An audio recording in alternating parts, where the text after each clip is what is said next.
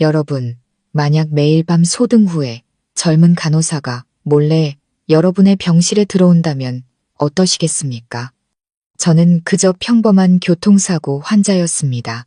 하지만 그날 밤 잠든 척 하다가 평생을 뒤흔들 비밀을 목격하고 말았습니다. 저는 차가운 병원 침대에 누워 있었습니다. 밤의 병실은 시계 초침이 무겁게 흘러가는 소리까지 선명하게 들릴 정도로 고요했습니다. 복도의 희미한 비상등 불빛이 문틈으로 새어들어와 방 안을 더욱 스산하게 만들었죠. 갑작스러운 교통사고로 저는 오랫동안 병원 신세를 져야 했습니다.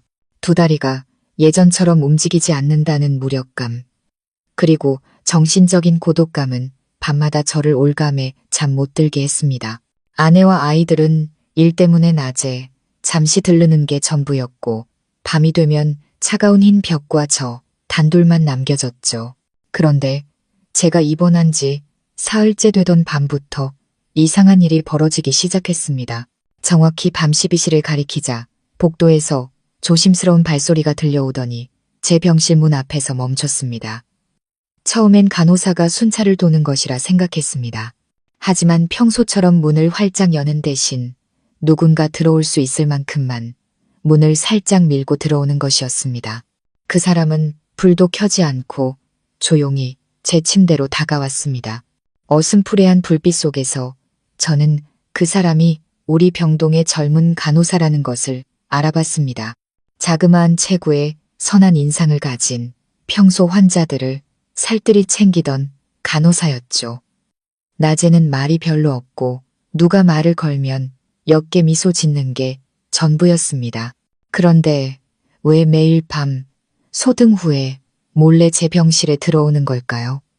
첫날 밤엔 제가 꿈을 꾸는 줄 알았습니다. 실눈을 뜨고 보니 그녀는 침대 옆 의자에 앉아 한참 동안 저를 조용히 바라보고 있었습니다. 그녀의 눈에는 형용할 수 없는 슬픔이 어려 있었죠. 그녀는 의료 장비를 만지지도 차트에 무언가를 기록하지도 않았습니다. 그저 침묵 속에서 이따금 고개를 숙여 한숨을 내쉴 뿐이었습니다. 저는 깨어있다는 걸 들킬까봐 감히 움직이지 못했습니다. 시계가 12시 30분을 넘어서자 그녀는 일어서서 왔을 때처럼 소리 없이 병실을 나갔고 방 안에는 수많은 의문만이 남았습니다. 둘째 날 밤, 같은 시간에 또다시 발소리가 들리고 문이 열리더니 그 작은 그림자가 나타났습니다. 이번에는 제 이불을 목까지 끌어올려 덮어준 뒤 조용히 앉아 어쩔 줄 모르겠다는 듯 두 손을 모으고 있었습니다. 아주 작은 속삭임이 들렸습니다. 마치 혼잣말을 하는 것 같았지만 똑똑히 들리지는 않았습니다. 잠시 후 그녀는 또다시 조용히 사라졌습니다. 저는 갈수록 이 상황이 기묘하게 느껴졌습니다. 간호사가 책임감 때문에 환자를 확인할 수는 있지만 밤중에 누가 볼세라 몰래 들어오는 방식은 평범한 업무와는 거리가 멀었죠. 마음속에 호기심과 불안감이 동시에 싹 텄습니다. 내일은 직접 물어봐야겠다고 생각했지만 고된 일을 하는 젊은 사람을 곤란하게 만들고 싶지 않아 망설여졌습니다. 셋째 날 밤, 저는 더 자세히 관찰하기 위해 깊이 잠든 척하기로 결심했습니다. 시계가 12번 울리자 어김없이 문이 열렸습니다. 그녀는 여전히 바람처럼 조용히 걸어들어와 손에 든 천에 쌓인 작은 물건을 탁자 위에 내려놓았습니다. 그녀는 침대 가장자리에 바싹 다가앉아 제 얼굴을 뚫어지라 쳐다봤습니다. 저는 그녀의 떨리는 숨소리를 똑똑히 들을 수 있었습니다. 갑자기 그녀의 손이 제 손에 살며시 닿았습니다. 제가 깰까봐 두려워하는 듯 아주 가벼운 접촉이었죠. 그 순간 저는 그녀의 모든 움직임에 담긴 떨림과 억눌린 감정을 분명히 느꼈습니다. 어째서 이 젊은 간호사가 제게 이토록 이상한 관심을 보이는 걸까? 이해할 수 없는 감정이 솟아올랐습니다. 혹시 과거에 제가 알던 사람이었던가? 하지만 제 기억 속엔 저 얼굴이 없었습니다. 그녀는 이제 겨우 20살 남짓되어 보였고 저는 50이 넘었습니다. 환자와 간호사 이상의 관계일 리가 없었죠. 제가 복잡한 생각에 잠겨 있을 때 그녀는 주머니에서 작은 쪽지를 꺼내 침대 옆 협탁 서랍에 넣었습니다. 아주 빠른 동작이었지만 반쯤 감은 제 눈은 그 순간을 놓치지 않았습니다. 그러고는 무언가 말하려는 듯 고개를 숙였다가 이내 그만두었습니다. 병실은 시계 소리만이 가득한 침묵에 잠겼습니다. 저는 이 일이 결코 간단치 않다는 것을 직감했습니다. 궁금증은 저를 미칠 지경으로 만들었고 그녀가 나가기만을 기다렸다가 곧바로 몸을 일으켰습니다. 서랍을 열자 역시나 곱게 접힌 쪽지가 있었습니다. 쪽지를 펼치는 순간 심장이 미친 듯이 뛰었습니다. 희미한 불빛 아래 단정한 글씨가 나타났습니다. 아저씨, 죄송해요. 꼭 뵙고 싶었지만 드러내놓고 말씀드릴 수가 없었어요. 아무에게도 말하지 마시고 제게 기회를 한 번만 주세요. 이 글을 읽는 순간 저는 얼어붙었습니다. 그녀는 저를 환자분이 아닌 아저씨라고 불렀습니다. 그 떨리는 문장에는 거대한 비밀이 담겨 있는 듯했습니다. 저는 쪽지를 몇 번이고 뒤집어보며 수많은 질문을 떠올렸습니다. 왜 그녀는 몰래 들어와야만 했을까? 왜 공개적으로 만나지 못하고 따로 뵙고 싶어 할까? 그리고 가장 중요한 것, 그녀는 누구이며 저와 무슨 관련이 있는 걸까? 혼란스러운 마음에 그날 밤은 뜬 눈으로 지새웠습니다. 아내와 아이들을 생각하며 과거에 제가 이 젊은 아가씨가 지금껏 찾아올 만한 잘못을 저지른 적은 없는지 되짚어 보았습니다. 하지만 기억을 아무리 뒤져봐도 잃지 않은 얼굴은 없었습니다. 다음 날 아침 아내가 죽을 가져왔을 때 사실대로 말할까 했지만 밤새 저를 간호하느라 지친 아내의 얼굴을 보니 차마 입이 떨어지지 않았습니다. 아내에게 더는 걱정을 끼치고 싶지 않았죠. 한편 그 간호사는 낮에는 다른 동료들과 조금도 다를 바 없이 평범하게 일했습니다. 제 혈압을 재고 차트에 기록하는 진지한 모습을 보며 어젯밤의 일은 환각이 아니었을까 하는 생각마저 들었습니다. 하지만 환자복 주머니에 숨겨둔 쪽지가 가장 확실한 증거였죠. 그날 밤 불빛이 하나둘 꺼지자 제 마음속에는 긴장감 가득한 기다림이 다시 차올랐습니다. 오늘 밤 그녀가 또 올 것인지, 온다면 직접 대면해서 진실을 물어야 할지, 아니면 계속 잠든 척하며 더 지켜봐야 할지 고민했습니다. 저는 그 망설임이 제 인생을 송두리째 바꿀 기이한 이야기 속으로 저를 밀어넣으리라고는 상상도 못했습니다. 그날 밤 저는 병상에 누워 형언할 수 없는 두근거림을 느꼈습니다. 온종일 그 작은 쪽지가 머릿속을 떠나지 않았죠. 아내나 다른 간호사가 볼까 두려워 베개 밑에 숨겨두었습니다. 머릿속에서는 계속 질문이 맴돌았습니다. 그 간호사는 누구일까? 왜 그런 이상한 글을 남겼을까? 대체 나에게 원하는 게 뭘까? 복도에는 노란 불빛이 반질반질한 바닥에 길게 드리워져 마치 어떤 비밀이 일어나기를 기다리는 듯했습니다.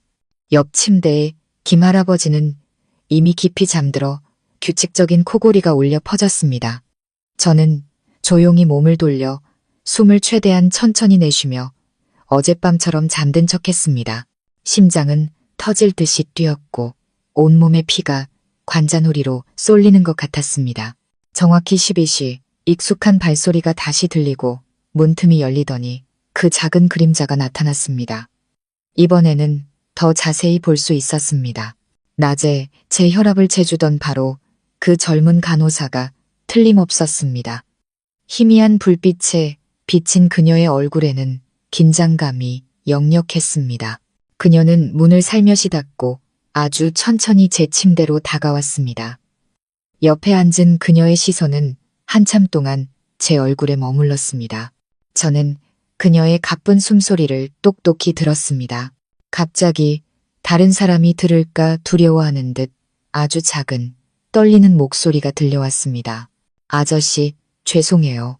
하지만 말씀드리지 않으면 제가 살아갈 수가 없어요. 그 말을 듣는 순간 온몸이 굳었지만 저는 여전히 잠든 척 침묵을 지켰습니다. 그녀는 더 가까이 몸을 숙여 속삭였습니다. 저는 아저씨께서 오래전에 아셨던 분의 딸이에요. 아마 기억하지 못하시겠지만 저에게 그 일은 제 인생 전부였어요. 꼭 아저씨를 찾아와 여쭤봐야만 했어요. 저는 충격에 빠졌습니다. 그녀의 말을 다 이해하기도 전에 그녀는 서둘러 눈물을 닦고는 품에서 낡은 사진 한 장을 꺼냈습니다. 그리고 어젯밤 쪽지를 넣어두었던 바로 그 협탁 서랍 위에 살며시 올려놓았습니다. 그러고는 마치 온 적도 없다는 듯 아주 빠르게 일어나 방을 나갔습니다. 저는 문이 닫히자마자 눈을 떴습니다. 심장이 마구 요동쳤죠. 떨리는 손으로 사진을 집어들었습니다.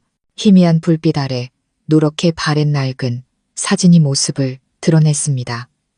그것은 30여 년 전에 찍힌 사진이었습니다. 젊은 시절에 제가 선한 인상의 한 젊은 여인 옆에 서 있었고 그 여인의 품에는 한 살배기 여자아이가 안겨 있었습니다. 저는 그 자리에 얼어붙었습니다. 그 여인은 기억이 났습니다.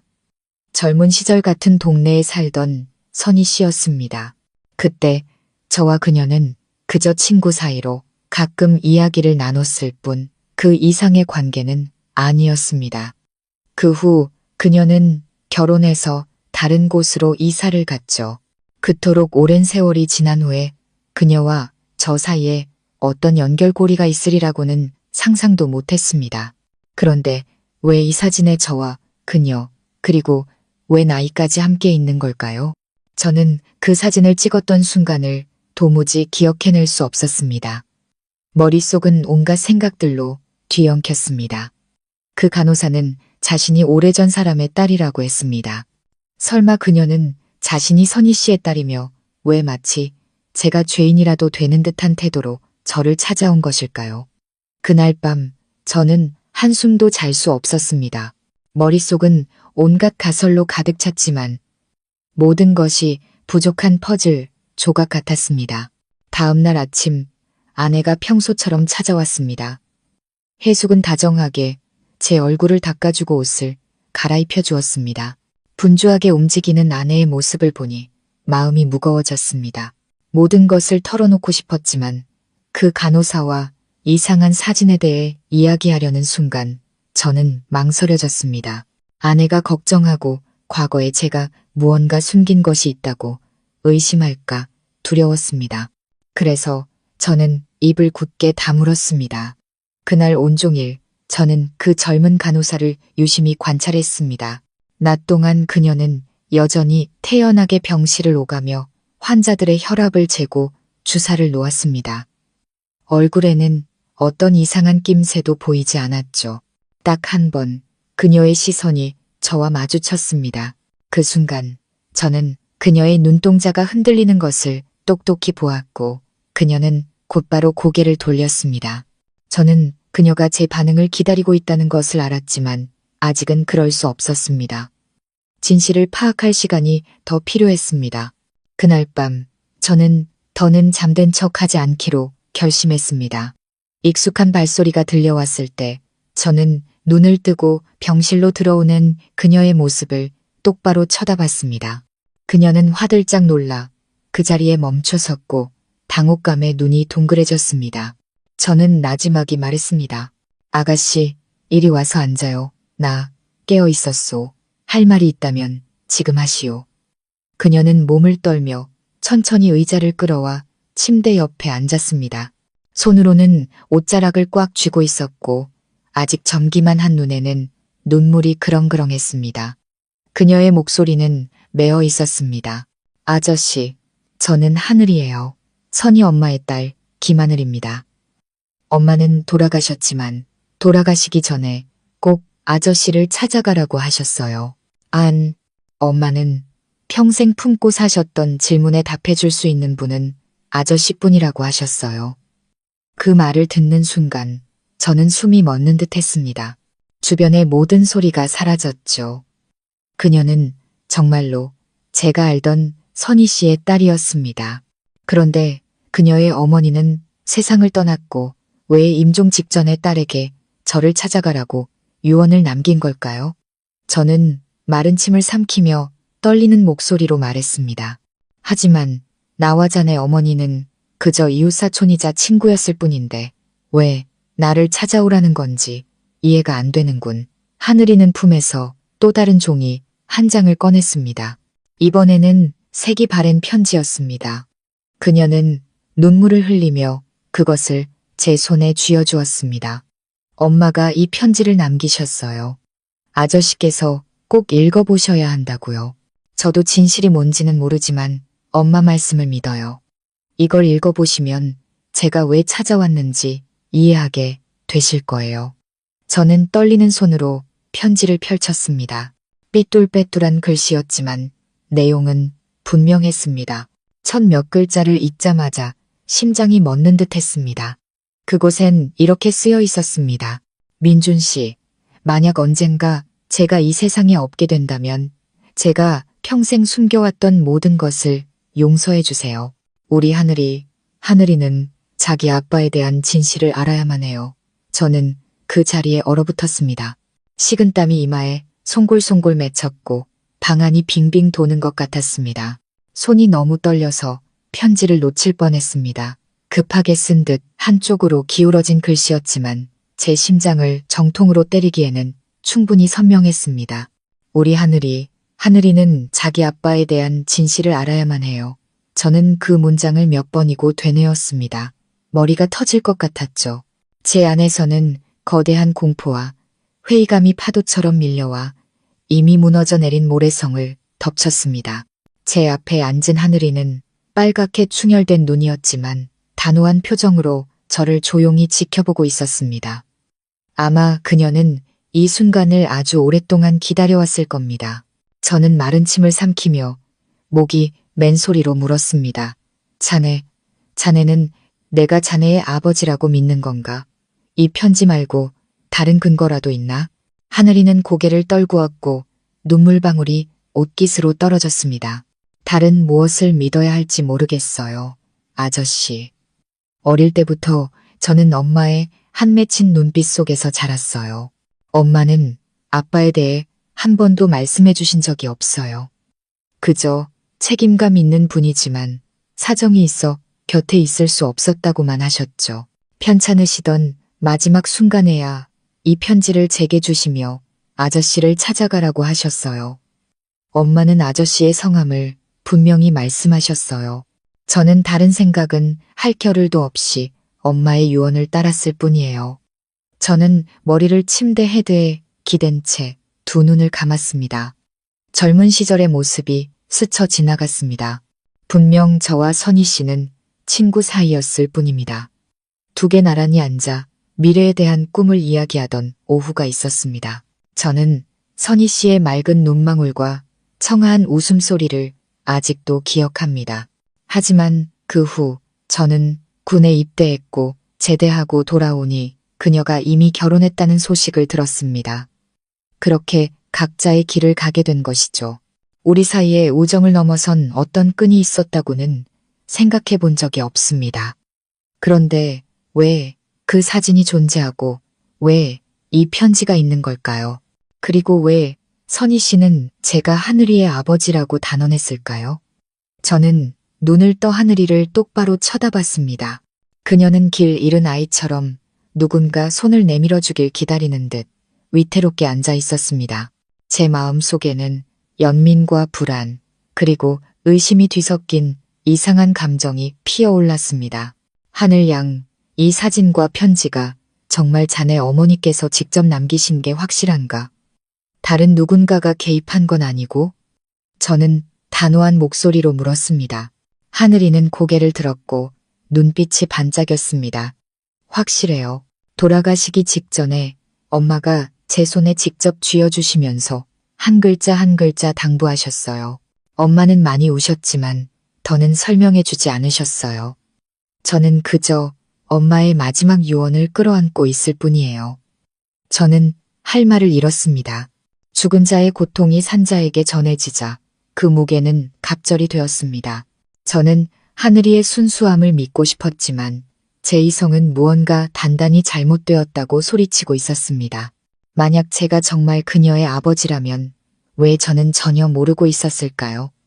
그 순간 복도에서 소리가 들렸습니다. 아마 야간 순찰 중인 간호사일 겁니다. 하늘이는 서둘러 일어나 눈물을 닦았습니다. 저 가봐야겠어요. 아무에게도, 심지어 사모님께도 말씀하지 마세요. 다시 돌아올게요. 아저씨께서 제게 설명을 해주셔야 해요. 말을 마친 그녀는 서둘러 병실을 나갔습니다. 작은 그림자는 살며시 닫힌 문 뒤로 사라졌습니다. 저는 떨리는 손으로 편지를 쥔 채 멍하니 누워 있었습니다. 그날 밤 저는 단 1분도 잠들지 못했습니다. 옛 기억들이 슬로모션 필름처럼 되살아났습니다. 웃고 있는 선이, 울고 있는 선이, 창가에 앉아 먼 하늘을 바라보던 선이, 과거에 제가 놓친 무언가가 있었던 걸까요? 아니면 감춰진 진실이 있었던 걸까요? 다음 날 아침, 해숙이 아침 식사를 가져왔을 때 저는 당황하며 편지를 베개 밑에 숨겼습니다. 아내는 옆에 앉아 다정하게 물었습니다. 여보, 괜찮아요. 어젯밤에 잠은 좀 잤어요? 요즘 안색이 너무 안 좋아 보여요. 저는 어색하게 웃으며 사실대로 말하지 못했습니다. 만약 사실을 털어놓는다면 아내가 얼마나 가슴 아파할지 알기 때문입니다. 수십 년을 함께 살면서 아내는 단 한 번도 저를 의심하거나 질투한 적 없이 오직 가족을 위해 헌신했습니다. 진실이 어떻든 간에 죄책감에 마음이 무거워졌습니다.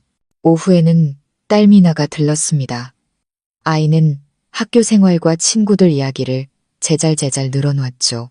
딸의 반짝이는 눈을 보니 마음이 더욱 무거워졌습니다. 만약 하늘이가 정말 내 딸이라면 미나와 하늘이는 어떤 관계가 되는 걸까? 그리고 나는 이 사실을 가족들에게 어떻게 마주해야 할까? 그날 밤 저는 더 이상 이 모호한 상황을 내버려 둘 수 없다고 결심했습니다.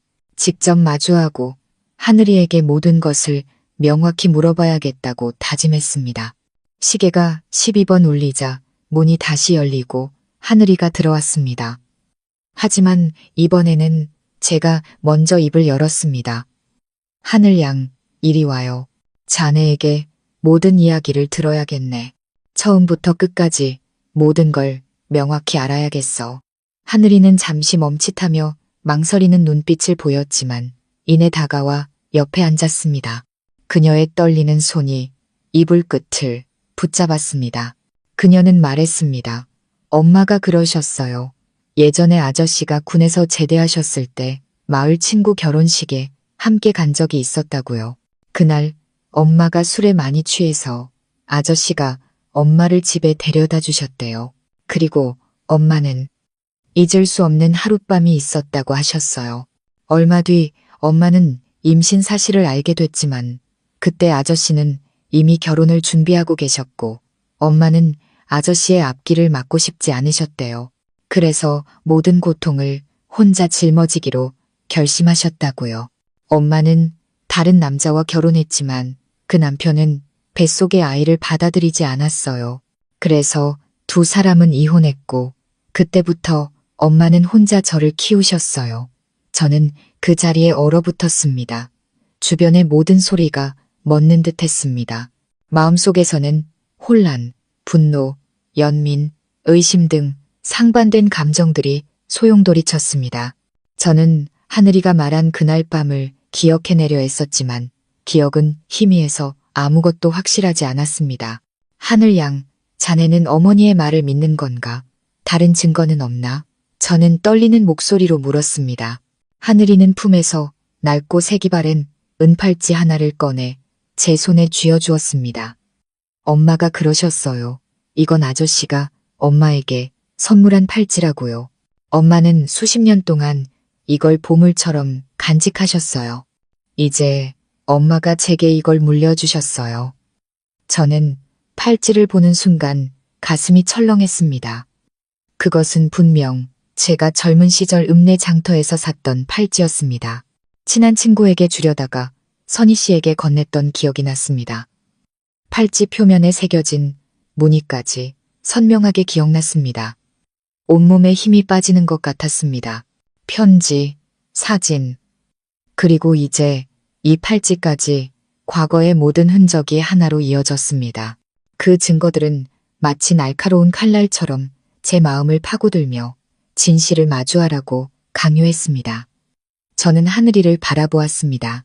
그녀는 희망과 눈물이 뒤섞인 반짝이는 눈으로 그곳에 앉아 있었습니다. 저는 그녀가 제 대답을, 즉 인정 혹은 단호한 부정을 기다리고 있다는 것을 알았지만 그 순간 저는 아무 말도 할 수 없었습니다. 아저씨, 시간이 필요하네.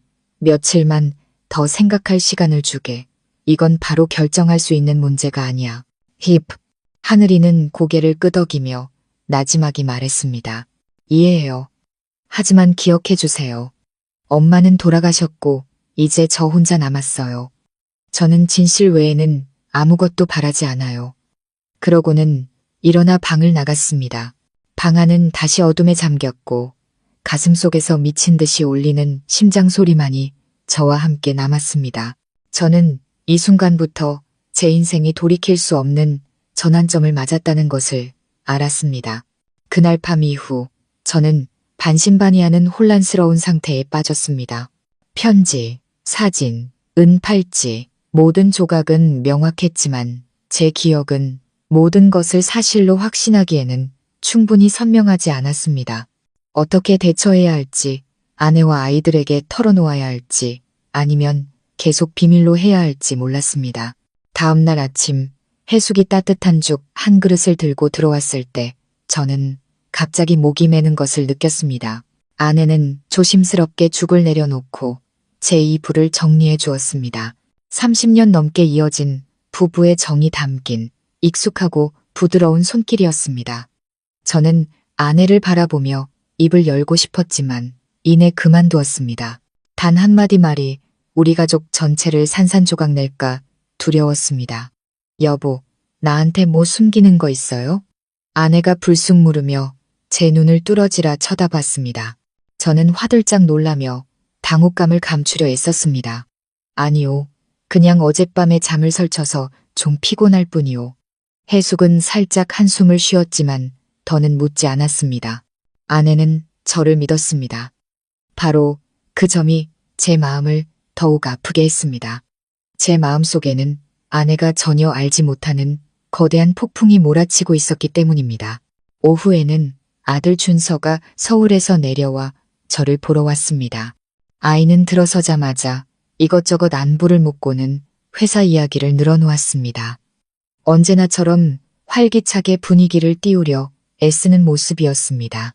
저는 아들의 말을 들으며 속이 타들어 가는 것 같았습니다.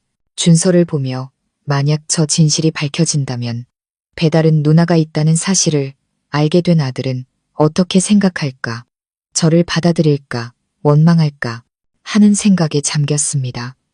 그날 밤 저는 거의 뜬 눈으로 밤을 새웠습니다. 하늘이가 또 올 것을 알고 있었기 때문입니다. 역시나 정확히 12시 익숙한 발소리가 들렸습니다. 문이 열리고 그 작은 그림자가 고요한 방 안에 다시 나타났습니다. 하지만 이번에는 옆에 바로 앉는 대신 하늘이는 멈춰 서서 저를 바라보았습니다. 그녀의 눈에는 불안감이 스쳐 지나갔습니다.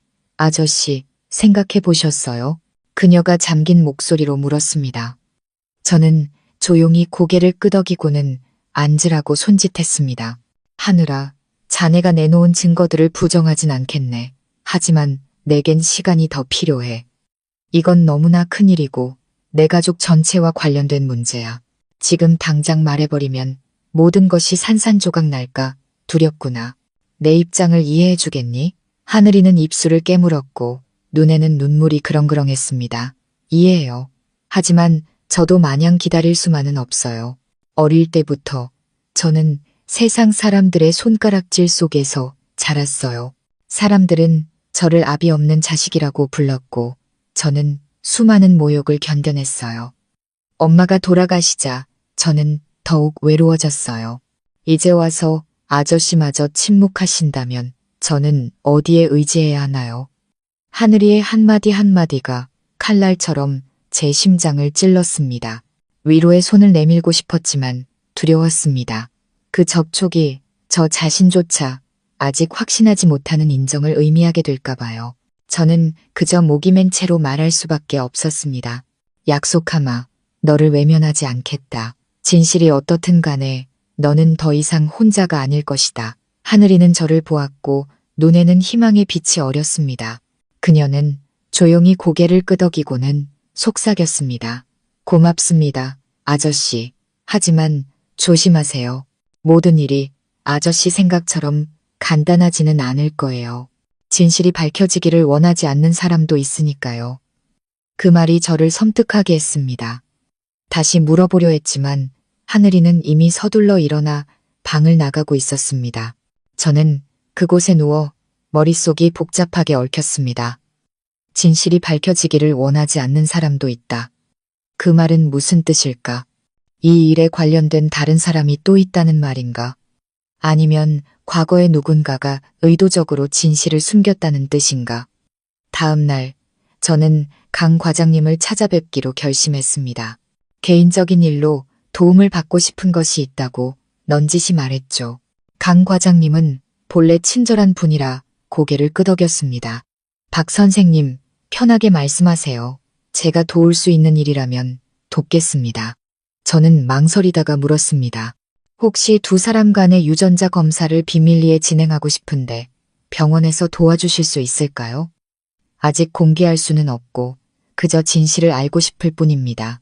강 과장님은 한참 동안 저를 쳐다보았습니다. 그의 눈빛에는 놀라움과 탐색하는 기색이 동시에 담겨 있었죠. 잠시 후 그는 고개를 끄덕였습니다. 알겠습니다. 하지만 확신하셔야 합니다. 이건 여러 사람에게 영향을 미칠 수 있는 중대한 문제입니다. 제가 준비는 하겠지만 절대 비밀을 지키셔야 합니다. 저는 안도의 한숨을 내쉬었습니다. 드디어 나아갈 방향을 찾은 기분이었습니다.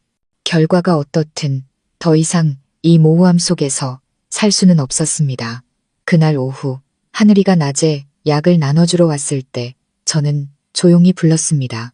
하늘 양, 오늘 밤에 와주게. 부탁할 게 있네. 그녀는 잠시 멈칫하더니 고개를 끄덕였습니다. 그날 밤 모든 것이 고요해졌을 때 저는 하늘이에게 유전자 검사를 할 생각이라고 말했습니다.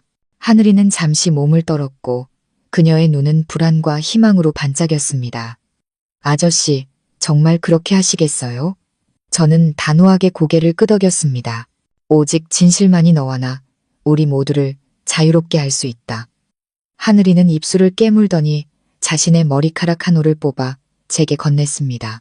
저는 그것을 조심스럽게 싸면서 심장이 세차게 뛰는 것을 느꼈습니다. 결과가 나오면 모든 것이 바뀔 것을 알고 있었습니다. 하지만 하늘이가 막 떠나려던 그 순간 예상치 못한 일이 벌어졌습니다. 병실 문이 갑자기 활짝 열렸습니다. 제 안에 해숙이 야식으로 먹을 죽이 담긴 봉투를 들고 그곳에 서 있었습니다.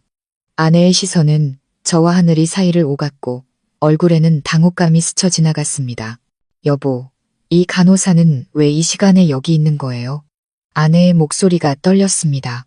저는 그 자리에 얼어붙었습니다. 하늘이도 몸이 굳어 얼굴이 새하얗게 질렸습니다. 방 안은 숨막히는 정적에 휩싸였고 무거운 시계 소리만이 울려 퍼졌습니다. 저는 더 이상 이 대면을 피할 수 없다는 것을 깨달았습니다. 방 안은 숨소리 하나 들리지 않을 만큼 조용했고 벽에 걸린 시계의 초침 소리만이 유난히 크게 들렸습니다. 해숙은 문지방에 서서 놀라움과 고통이 뒤섞인 얼굴을 하고 있었습니다. 손에 들린 죽 봉투는 위태롭게 흔들리다 하마터면 바닥에 떨어질 뻔했습니다. 저는 아내를 보며 목이 꽉 막혀 어떻게 말을 시작해야 할지 몰랐습니다. 여보, 설명 좀 해봐요. 왜 이렇게 늦은 밤에 간호사가 당신 방에 있는 거예요?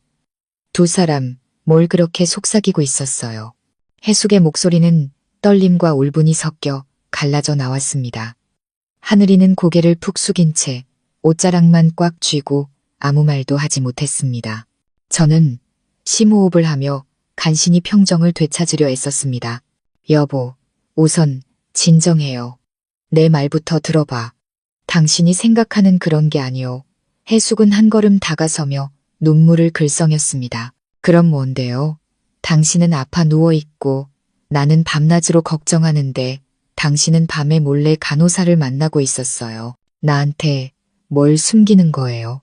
저는 더 숨기면 아내가 더 큰 상처를 받을 것을 알았지만 과연 사실을 말했을 때 아내가 감당할 수 있을지 자신이 없었습니다.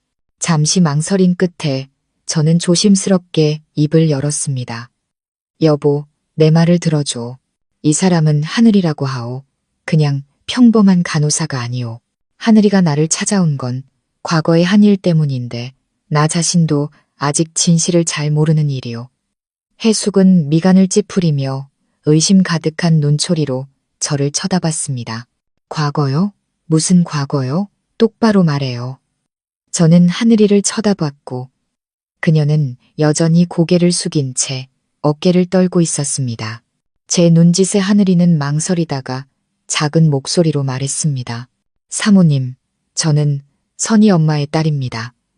엄마가 돌아가시기 전에 박민준 아저씨를 꼭 찾아가라고 하셨어요.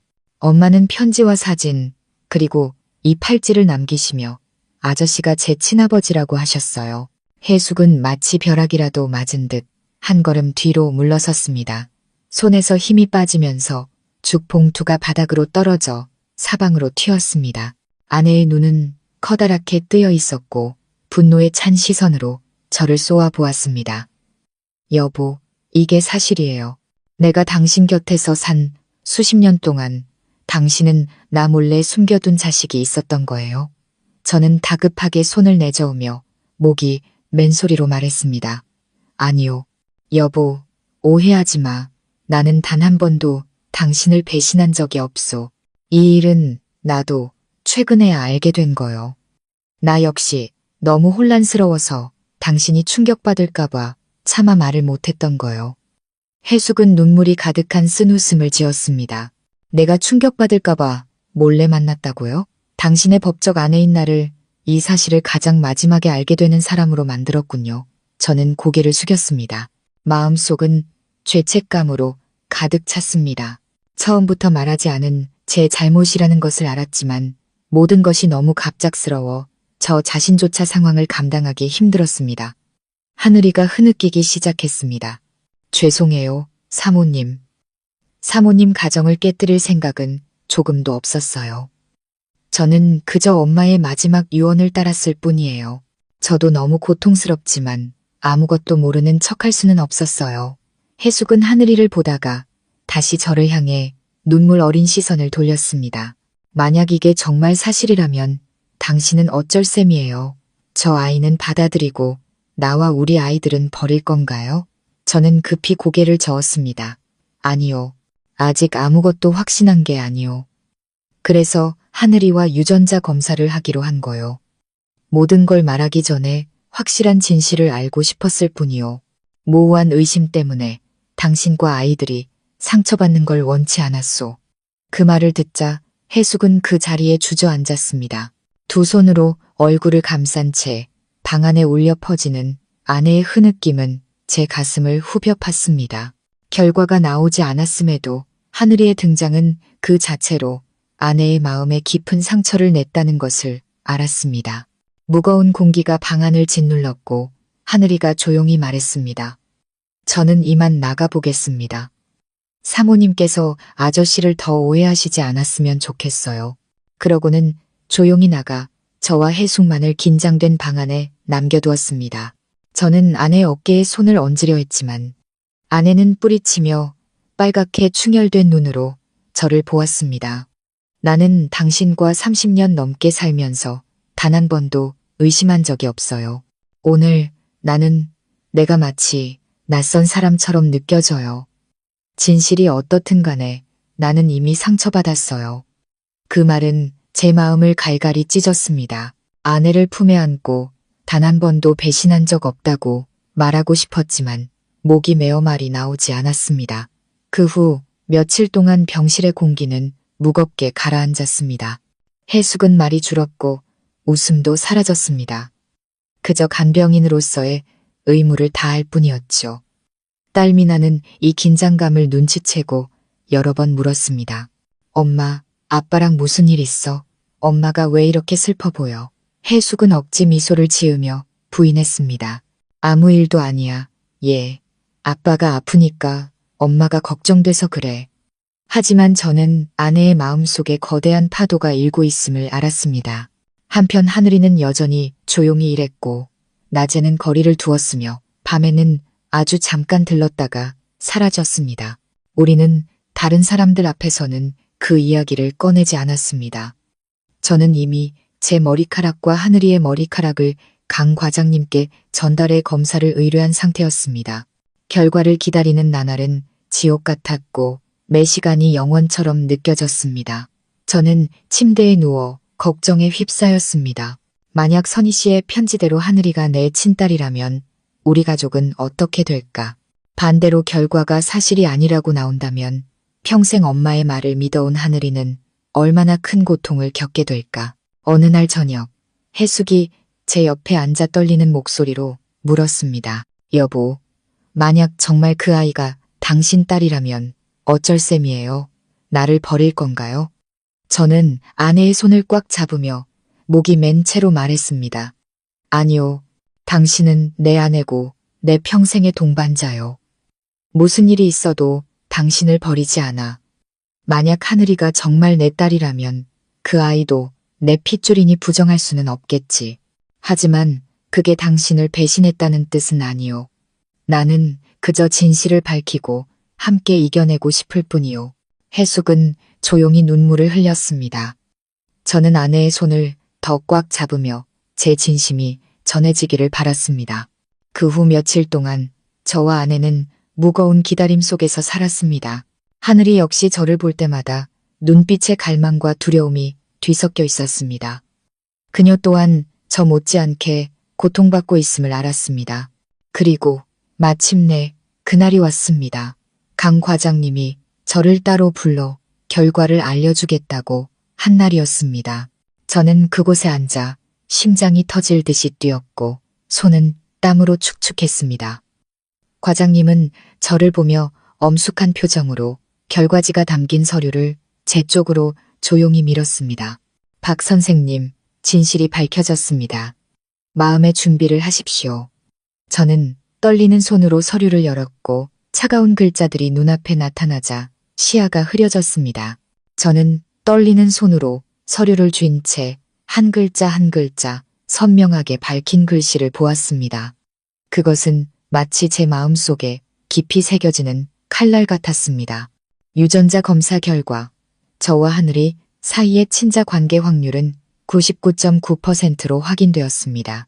눈앞이 캄캄해졌고 손에서 힘이 빠지면서 서류가 사락 소리를 내며 책상 위로 떨어졌습니다. 그 작은 소리가 제게는 천둥 소리처럼 들렸습니다. 강 과장님은 저를 보며 낮은 목소리로 말했습니다. 박 선생님, 이것은 정확한 결과입니다. 쉽지 않은 일이겠지만 마주하셔야 합니다. 아직 치료 중이시니 건강에 영향이 가지 않도록 평정심을 유지하셔야 합니다. 저는 의자에 주저앉았습니다. 온몸에 힘이 다 빠져나간 것 같았죠. 머릿속에서는 선희 씨가 편지에 썼던 한마디 한마디, 하늘이의 눈물, 희망에 가득 찼던 그녀의 눈빛이 울려 퍼졌습니다. 잔인하지만 부정할 수 없는 진실이었습니다. 하늘이는 제 친딸이었습니다. 저는 의사 사무실을 나왔지만 발이 땅에 닿는 것 같지 않았습니다.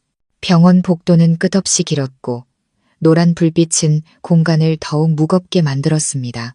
저는 친딸이 한 명 더 있다는 기쁨과 동시에 아내와 아이들에 대한 걱정, 부끄러움, 두려움이 거세게 몰아치는 복잡한 심경으로 걸었습니다. 병실로 돌아오니 해숙이 저를 위해 과일을 깎고 있었습니다. 넋이 나간 제 얼굴을 본 아내는 고개를 들며 걱정스러운 눈빛으로 물었습니다. 여보, 어떻게 됐어요? 결과가 나왔어요? 저는 아무 말도 하지 못한 채 서 있었습니다. 목이 꽉 막혔죠.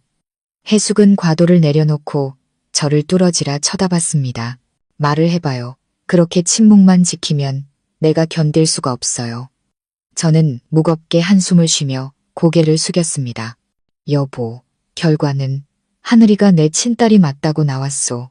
그 말이 떨어지자마자 공기가 얼어붙었습니다. 해숙은 그 자리에 굳어 눈을 동그랗게 떴고 손을 떨었습니다. 잠시 후 아내는 울음을 터뜨렸습니다. 목이 맨 흐느낌이었죠. 세상에 어쩌면 운명이 이렇게 짓궂을까요? 30년 넘게 당신 곁에서 살았는데 이런 소식을 듣게 될 줄은 꿈에도 몰랐어요. 이제 우리 가족은, 우리 아이들은 어떡해요? 저는 다급하게 아내의 손을 잡으며 목이 맨 소리로 말했습니다. 여보, 날 믿어줘. 난 당신을 배신한 적이 없어. 이건 내가 너무 어렸을 때 내 의지와 상관없이 벌어진 일이야. 난 하늘이의 존재조차 모르고 살았소. 일부러 당신을 속인 게 아니란 말이오.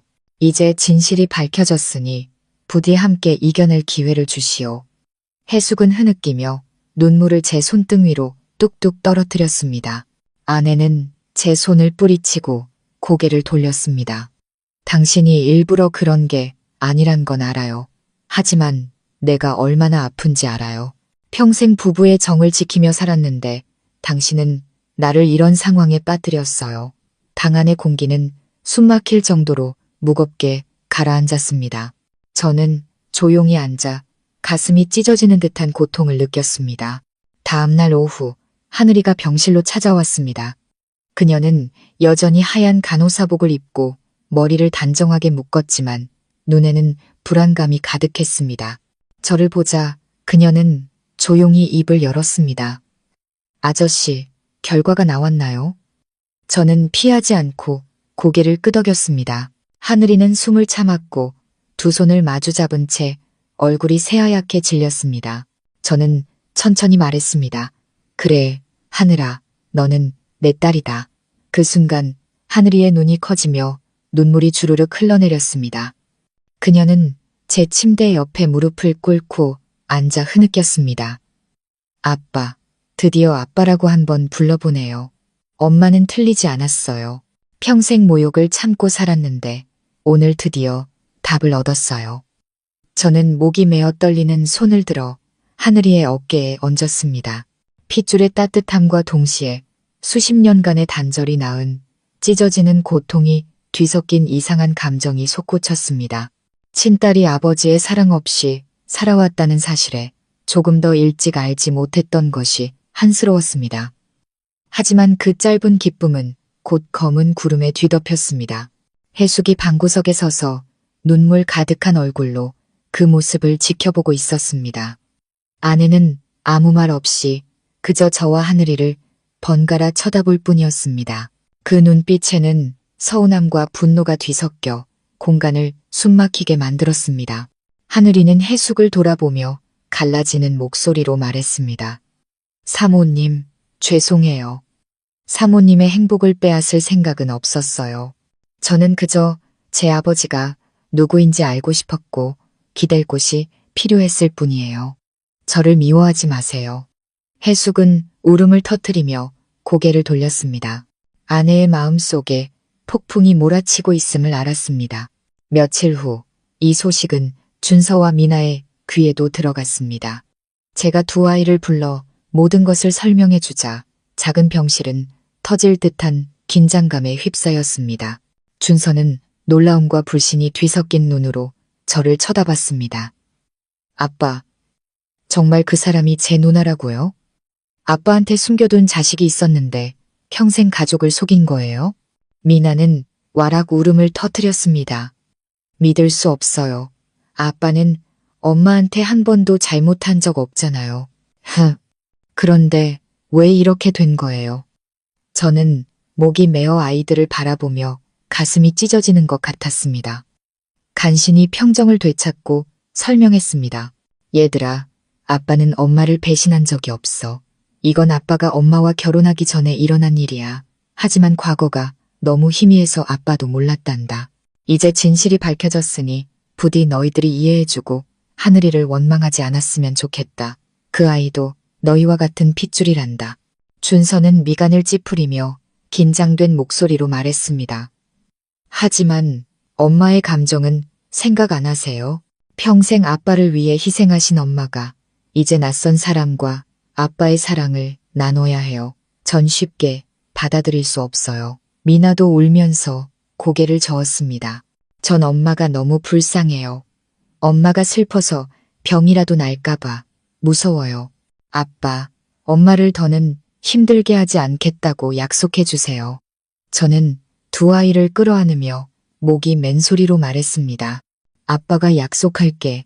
무슨 일이 있어도 이 가족은 아빠의 전부다. 아빠는 절대로 엄마와 너희를 버리지 않아. 하지만 하늘이도 내 딸이고 너희들의 누나야. 그 아이는 이미 충분히 고통받았으니 부디 기회를 한 번만 주렴. 방 안은 흐느낌으로 가득 찼고 아무도 더는 말을 잇지 못했습니다. 그저 울음소리만이 공간을 찢는 듯 울려 퍼졌습니다. 그날 밤 저는 천장을 바라보며 누워 있었습니다. 진실은 밝혀졌지만 문제는 이제부터 시작이었습니다. 저는 딸 하나를 더 얻었지만 동시에 우리 가족은 전례 없는 풍파에 휩싸였습니다. 마음속에 큰 걱정이 피어올랐습니다.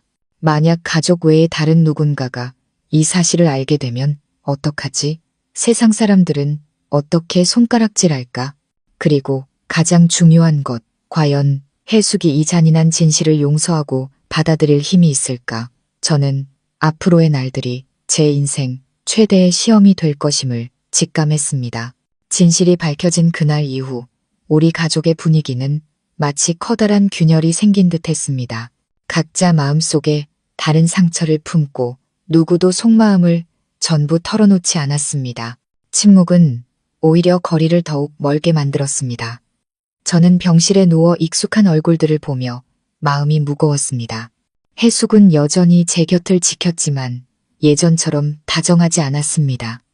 아내는 모든 간병을 기계적으로 말없이 해냈습니다. 웃음도 대화도 없었죠. 아내의 눈은 늘 붉게 충혈되어 있었습니다. 아마 밤새 몰래 울었을 겁니다. 저는 그 모습을 보며 가슴이 아팠고 아내를 안아주고 싶었지만 아내의 상처를 건드릴까 두려웠습니다. 준서는 병문안 오는 횟수가 줄었습니다. 일이 바쁘다는 핑계를 댔지만 저는 아들이 제게 화가 났다는 것을, 제가 엄마에게 상처를 줬기 때문이라는 것을 알았습니다. 미나는 여전히 찾아와 제잘거렸지만 목소리에는 어색함이 묻어났고 예전처럼 천진난만하지 않았습니다. 매번 하늘이가 지나가는 것을 볼 때마다 미나는 즉시 입을 다물고 먼 곳을 바라봤습니다. 한편 새로 인정받은 제 딸 하늘이는 마땅히 자신의 자리가 있어야 할 이 집에서 오히려 겉돌고 있었습니다. 그녀는 제 병실 근처에 잘 오지 않았고 멀리서 슬픔 가득한 눈빛만 보낼 뿐이었습니다. 저는 그녀가 저를 아빠라고 부르고 싶어하고 제가 그녀를 딸이라고 불러주길 간절히 바란다는 것을 알았지만 해숙의 차가운 시선과 아이들의 무관심 앞에서 그녀는 그 갈망을 속으로 사귈 수밖에 없었습니다. 어느 날 오후 해숙이 잠시 자리를 비운 사이 하늘이가 조심스럽게 병실로 들어왔습니다. 그녀는 침대 가장자리에 앉아 두 손을 꼭 쥔 채 떨리는 목소리로 물었습니다. 아빠, 제가 그렇게 불러도 될까요? 저는 목이 메어 눈물이 차올랐습니다. 평생 두 아이에게서만 들어온 아빠라는 말을 오늘 하늘이의 입을 통해 듣자 제 마음은 어린아이처럼 흔들렸습니다. 저는 손을 뻗어 딸의 손을 잡으며 조용히 고개를 끄덕였습니다. 하늘아, 미안하다. 네가 이렇게 많은 상처를 받도록 내버려 둬서 아빠로서의 도리를 다하지 못했구나. 하늘이의 눈에서 눈물이 비 오듯 쏟아졌습니다. 그녀는 제 손등에 얼굴을 묻고 흐느꼈습니다. 아빠가 저를 인정해 주시는 것만으로도 충분해요.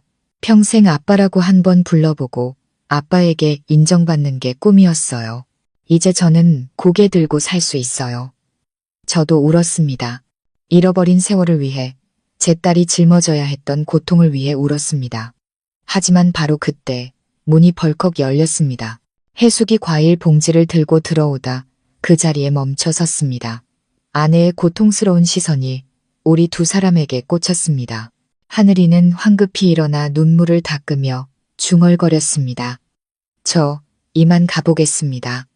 그러고는 도망치듯 밖으로 나갔고 병실에는 저와 해숙만이 남았습니다. 아내는 저를 보며 눈물을 흘렸습니다. 당신, 저 아이를 딸이라고 불렀군요. 정말로 딸로 생각하는 거군요. 그럼 나는요, 준서랑 미나는요. 우리들은 당신 마음속 어디에 있는 건가요? 저는 고개를 저으며 목이 맨 소리로 말했습니다. 여보, 내 마음을 알아줘. 저 아이는 내 핏줄이라 부정할 수가 없어. 하지만 그렇다고 해서 당신과 아이들을 버린다는 뜻은 아니오. 내 심장은 여전히 이 가족 안에 있소. 당신은 내 유일한 아내요. 해숙은 눈물 속에서 쓴웃음을 지었습니다. 당신 심장이 몇 개로 나뉘었나 보죠. 한 조각은 나에게, 한 조각은 아이들에게, 이제 또 한 조각은 저 아이에게. 내가 이 모욕감을 어떻게 삼키라는 말이에요? 저는 침묵했습니다. 지금 어떤 말을 해도 소용없다는 것을 알았습니다. 해숙의 마음속 상처는 쉽게 아물지 않을 것이었습니다. 며칠 후 준서가 갑자기 찾아와 저를 병원 발코니로 데리고 나갔습니다. 아들은 긴장된 목소리로 말했습니다. 아빠, 솔직히 말씀드릴게요. 전 이 상황을 받아들일 수 없어요. 그 사람을 누나라고 부를 수도 없고요. 전 엄마가 너무 불쌍해요. 매일 오는 엄마를 보면 가슴이 찢어져요. 엄마가 얼마나 힘들어하는지 아세요? 저는 아들을 보며 마음이 무거워졌습니다. 준서야, 아빠도 이해한다. 하지만 하늘이는 잘못이 없어. 그 아이도 운명의 희생자일 뿐이다. 네가 아빠를 원망하고 탓할 수는 있지만 그 아이를 미워하지는 말아다오. 그 아이는 이미 충분히 고통받았어. 준서는 고개를 저으며 단호한 눈빛으로 말했습니다. 약속 못해요. 전 엄마가 가장 중요해요. 엄마가 용서하지 않으시면 저도 절대 받아들이지 않을 거예요. 말을 마친 아들은 저를 홀로 남겨둔 채 떠나버렸습니다. 미나는 달랐습니다. 어느 날 저녁 딸아이는 제 옆에 앉아 조용히 말했습니다. 아빠, 하늘 언니 참 착한 사람 같아요. 눈빛이 너무 슬퍼 보여요. 전 엄마도 불쌍하고 언니도 불쌍해요. 그냥 아빠가 엄마를 더는 아프게 하지 않아서 우리 가족이 예전처럼 평화로워졌으면 좋겠어요. 딸의 순수한 말에 저는 눈물을 흘렸습니다. 이 폭풍 속에서도 최소한 작은 희망의 빛은 있었습니다. 하지만 모든 것을 조화롭게 만드는 것이 얼마나 어려운 일인지도 알았습니다. 또 다른 어느 날 저녁, 하늘이가 찾아와 제 옆에 앉아 슬픈 목소리로 말했습니다. 아빠, 저 생각해봤어요. 다른 과로 옮기거나 아예 다른 병원으로 가는 게 나을 것 같아요. 제 존재가 아빠 가족을 더 고통스럽게 만들고 싶지 않아요. 그 말을 듣자 저는 깜짝 놀라 손을 뻗어 딸의 손을 꽉 잡았습니다. 안 된다. 가지 마라. 네가 얼마나 오랫동안 이 순간을 기다렸는지 아느냐. 아빠는 너를 또다시 잃을 수 없다. 네가 떠나면 아빠는 평생 죄책감 속에 살아야 할 거다. 하늘이는 눈물을 글썽였습니다. 하지만 제가 여기 있으면 사모님과 동생들이 저를 더 원망하게 될 거예요. 제가 그들의 눈의 가시가 되고 싶지는 않아요. 저는 목이 메어 대답을 하지 못하고 있을 때 문 밖에서 해숙의 목소리가 들렸습니다. 네가 정말 나를 생각한다면 떠나거라. 나는 매일같이 네가 민준 씨 옆에 있는 걸 견딜 수가 없다. 그럴 때마다 심장이 멎는 것 같아. 저와 하늘이는 그 자리에 얼어붙었습니다. 하늘이는 고개를 떨군 채 눈물을 뚝뚝 흘렸고 저는 멍하니 서 있었습니다. 그 순간 저는 진짜 전쟁이 이제 막 시작되었음을 깨달았습니다. 한쪽은 갓 찾은 핏줄이고 다른 한쪽은 평생을 함께한 부부의 정이었습니다. 저는 어떻게 해야 이 둘을 모두 지킬 수 있을까요? 해숙의 차가운 말은 날카로운 칼날처럼 고요한 공간을 갈랐습니다. 하늘이는 그 자리에 얼어붙었고 얼굴은 새하얗게 질렸습니다. 가녀린 두 손은 마디가 하얗게 드러날 정도로 꽉 쥐어져 있었습니다. 저는 딸아이가 가늘게 떨며 눈물을 흘리는 것을 보았습니다. 눈물은 뺨을 타고 길게 흘러내렸습니다. 사모님, 만약 제 존재가 사모님을 고통스럽게 한다면 제가 떠나겠습니다. 사모님 가정을 망가뜨리고 싶지 않아요. 하늘이의 목소리는 메어 있었고 한 글자 한 글자가 제 심장을 파고들었습니다. 저는 즉시 손을 뻗어 딸의 손목을 잡았습니다. 안 된다. 하늘아. 아빠는 네가 가는 걸 허락할 수 없다. 너는 이미 너무 많은 상처를 받았어. 이제야 진실을 알게 되었는데 네가 떠나면 내가 무슨 낯으로 아비 노릇을 하겠느냐. 해숙은 울음을 터뜨리며 흐느꼈습니다. 당신은 참 쉽게 말하네요. 그럼 나는요?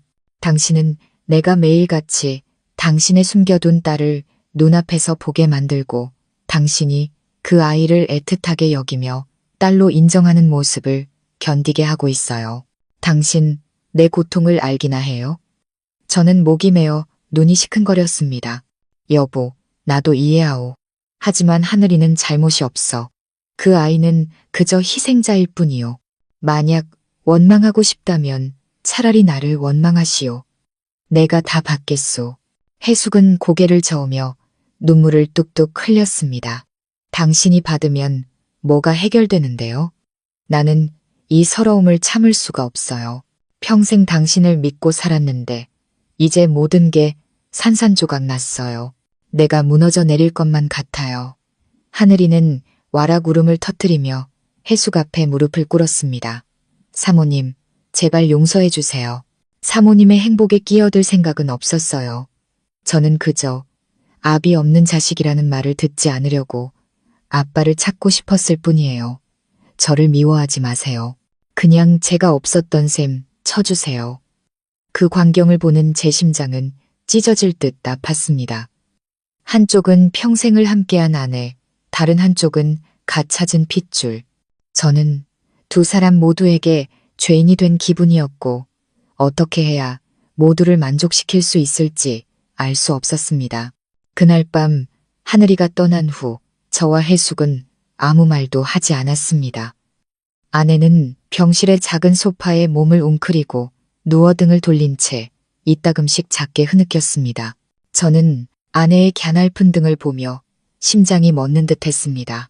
수십 년간 함께 살면서 아내는 가족과 저를 위해 모든 것을 희생했는데 이제 너무나 큰 고통을 겪고 있었습니다. 다음 날 아침 준서가 찾아왔습니다. 들어서자마자 아들은 긴장된 분위기를 알아차렸습니다. 엄마를 보다가 저를 향해 잔뜩 화가 난 목소리로 말했습니다. 아빠, 제가 말씀드렸잖아요. 이 일은 엄마를 고통스럽게 할 뿐이라고요. 아빠가 계속 그 사람을 받아들이면 우리 엄마는 어떻게 견디시겠어요? 전 엄마가 이렇게 아파하는 걸 더는 못 보겠어요. 저는 한숨을 쉬었습니다. 준서야, 아빠는 하늘이를 부정할 수 없다. 그 아이는 내 딸이고 내 누나다. 네가 사랑할 수 없다 해도 그 아이에게 화를 내지는 말아다오. 준서는 으르렁거리는 목소리로 말했습니다. 전 엄마만 생각할 거예요. 그 여자가 아빠 딸일지는 몰라도 제 누나는 아니에요. 전 인정 못해요. 해숙이 급히 아들의 팔을 잡으며 고개를 저었습니다. 준서야, 너무 심한 말은 하지 마라. 엄마는 가족이 더 이상 시끄러워지는 걸 원치 않아. 하지만 저는 아내의 눈에 여전히 갈등과 고통이 남아있음을 똑똑히 보았습니다. 미나는 달랐습니다. 오후에 따라 이가 과일 바구니를 들고 찾아왔습니다. 제 옆에 앉아 슬픈 눈으로 말했죠. 아빠, 저는 엄마가 더 이상 우는 걸 보고 싶지 않아요. 하지만 하늘이 언니도 너무 불쌍해요. 언니가 너무 힘들어 보여요. 아빠, 제발 어떻게든 해결해서 우리 가족이 흩어지지 않게 해주세요.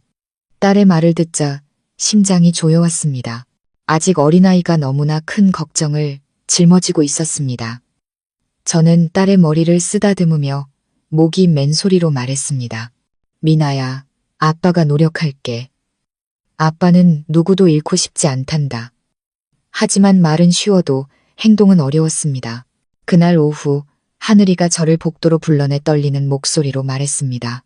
아빠, 저 전근 신청서 냈어요. 저 때문에 아빠 가족이 산산조각 나는 걸 원치 않아요. 여기서 멀리 떨어진 다른 병원으로 갈 수 있어요. 아빠만 건강하시면 전 괜찮아요. 저는 깜짝 놀라 심장이 깊은 구렁으로 떨어지는 것 같았습니다. 하늘아, 그렇게 하면 아빠를 버리는 거나 마찬가지다. 아빠가 널 얼마나 기다렸는지 모르느냐. 아빠는 너를 또다시 사라지게 할 수 없다. 하늘이는 입술을 깨물며 눈물을 흘렸습니다. 하지만 제가 여기 있으면 사모님은 더 고통스러워 하시고 준서 오빠는 아빠를 더 미워하게 될 거예요. 제가 가족을 파탄내는 원인이 되고 싶지 않아요. 저는 딸의 어깨를 꽉 잡으며 목이 맨 소리로 말했습니다. 아빠가 방법을 찾을게. 아빠를 믿어라. 떠나지 마. 아빠는 더 이상 누구도 너를 미워하게 두지 않을 거다. 바로 그때 해숙이 나타나 조용히 모든 것을 듣고 있었습니다. 아내는 다가와서 떨리지만 단호한 목소리로 말했습니다. 당신이 정말 나를 생각한다면 저 아이를 보내요. 나는 매일같이 저 아이를 눈앞에서 보는 걸 견딜 수가 없어요. 너무 지쳤어요. 저는 아내를 돌아보며 눈물을 글썽였습니다. 여보, 제발 내게 시간을 줘. 하늘이는 죄가 없다는 걸 생각해줘. 더 이상 저 아이를 멀리 밀어내지 마오. 해숙은 대답 없이 얼굴을 파묻고 울었습니다. 그날 밤 저는 뜬 눈으로 밤을 새웠습니다. 하늘이가 떠나면 저는 또다시 딸을 잃게 될 것이고 하늘이를 붙잡으면 해숙은 고통스러워할 것입니다. 저는 출구 없는 소용돌이에 갇혔습니다. 다음 날 아침 예상치 못한 일이 벌어졌습니다. 누군가 제게 두툼한 봉투를 보냈습니다. 겉에는 이름이 없었죠. 봉투를 열어본 저는 그 자리에 얼어붙었습니다. 안에는 저와 하늘이가 병실에 나란히 앉아있는 사진들이 들어있었습니다. 다정한 순간들이었지만 누군가 몰래 찍어서 인화한 것이었습니다. 사진과 함께 삐뚤빼뚤한 글씨가 적혀 있었습니다. 이 일이 조만간 드러날 텐데 평생 숨길 셈인가. 손이 떨리고 심장이 마구 뛰었습니다. 누가 이런 짓을 한 걸까? 누가 나와 내 가족을 벼랑 끝으로 몰고 가려는 걸까? 저는 고개를 들었고 눈에는 불안감이 가득했습니다. 폭풍은 멈춘 것이 아니라 이제 막 시작된 것 같았습니다. 저는 침대 위에 꼼짝 않고 앉아 책상 위에 흩어진 사진들을 멍하니 바라봤습니다. 머리맡 스탠드의 희미한 불빛이 사진들을 비추자 그 모습은 더욱 섬뜩하게 느껴졌습니다. 사진 속에서 저와 하늘이는 다정하게 앉아 있었습니다. 하지만 진실을 모르는 사람이 본다면 추하고 부도덕한 관계로 오해하기 십상이었습니다. 각 사진 아래에는 누가 썼는지 모를 삐뚤빼뚤한 글씨가 적혀 있었습니다. 영원히 숨길 수 있을 것 같나?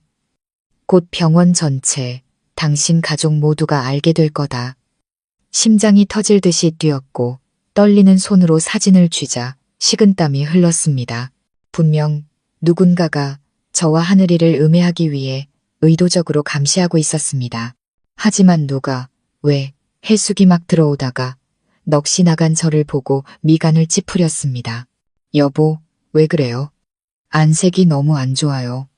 저는 황급히 사진들을 봉투에 쑤셔 넣어 베개 밑에 숨겼지만 눈치 빠른 해숙이 이미 보고 말았습니다. 아내는 다가와 봉투를 확 낚아챘습니다. 제가 반응하기도 전에 아내는 봉투 안의 사진들을 꺼내 보았습니다. 사진을 보자마자 아내의 얼굴은 새하얗게 질렸다가 분노로 붉게 달아올랐습니다. 아내의 눈에는 원망이 불타올랐습니다. 당신, 나를 언제까지 속일 셈이었어요? 이게 뭐예요? 누가 찍은 거예요? 왜 당신과 저 아이가 이렇게 다정하게 있는 거죠? 당신, 나를 온 세상의 웃음거리로 만들 셈이에요. 저는 당황하며 떨리는 목소리로 말했습니다. 여보, 내 설명부터 들어봐. 이건 누군가 우리를 해치려고 꾸민 짓이지 사실이 아니오. 사진 자체는 문제될 게 없지만 아기를 가진 자가 오해를 불러일으키려고 일부러 찍고 말을 덧붙인 거요. 해숙은 눈물을 흘리며 쓴웃음을 지었습니다. 문제가 없다고요? 사진 속 당신 눈빛을 다시 봐요. 아무 감정 없다면서 저 눈빛은 뭐예요? 내가 눈뜬 장님인 줄 알아요? 저는 할 말을 잃었습니다.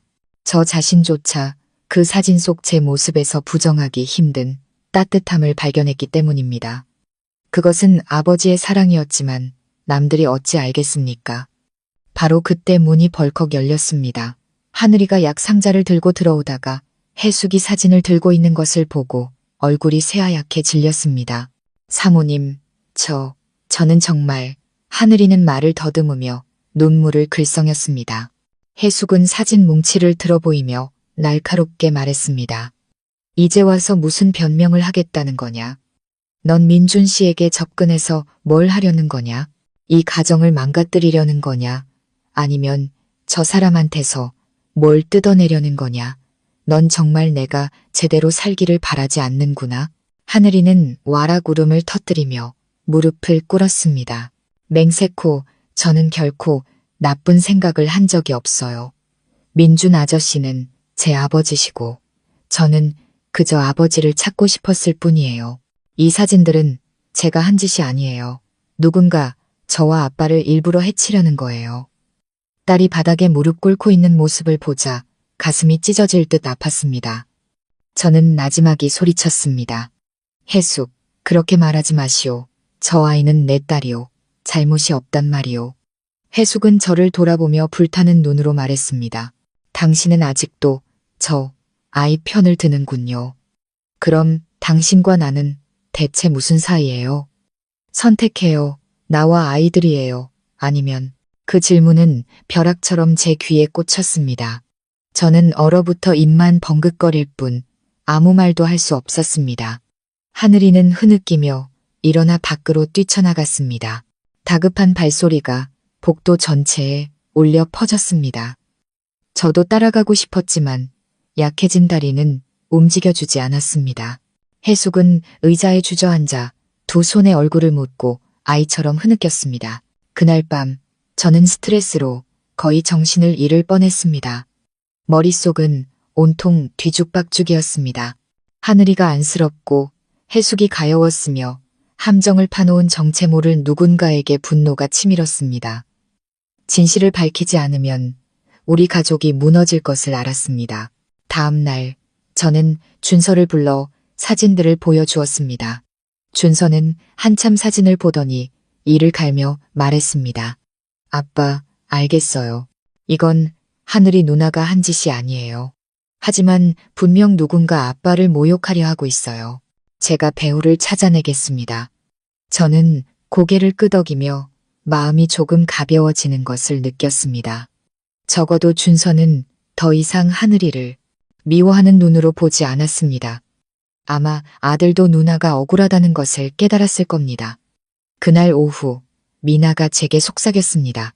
아빠, 어제 병동 간호사 언니들이 수군거리는 걸 들었어요. 하늘이 언니가 다른 간호사랑 말다툼하는 걸 봤대요.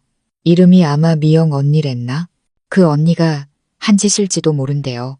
그 말을 듣고 저는 깜짝 놀랐습니다. 맞습니다. 오미영. 그 간호사는 오래전부터 하늘이를 안이 꼽게 여겼고 자주 비아냥거리며 질투했습니다. 설마 그녀가 몰래 사진을 찍고 퍼뜨려 하늘이를 해치려 한 것일까요?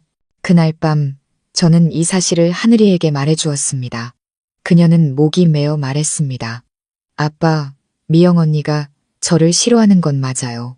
언니는 제가 환자들한테 예쁨 받으려고 예쁜 척한다고 말하곤 했어요. 하지만 이런 짓까지 할 줄은 몰랐어요. 저는 딸의 손을 잡았습니다. 걱정 마라. 아빠가 강 과장님께 부탁해서 조사해달라고 할게. 진실은 곧 밝혀질 거다. 하지만 저는 모든 일이 제 통제를 벗어나 빠르게 악화될 줄은 몰랐습니다. 이틀 후 그 사진들이 갑자기 SNS에 퍼졌습니다.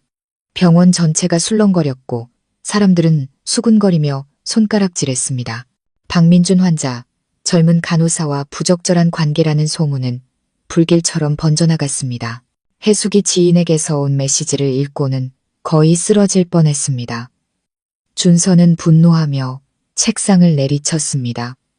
아빠, 걱정 마세요. 제가 이 짓을 한 놈을 찾아낼게요. 하지만 이제 아빠의 명예는 더럽혀졌고 우리 가족 모두가 손가락질받게 될 거예요.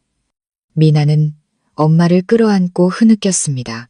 엄마, 울지 마세요. 전 아빠가 잘못한 게 없다고 믿어요. 하지만 다른 사람들은 이해해주지 않겠죠. 저는 말없이 앉아 눈물을 흘렸습니다. 이렇게 무력감을 느낀 적은 없었습니다.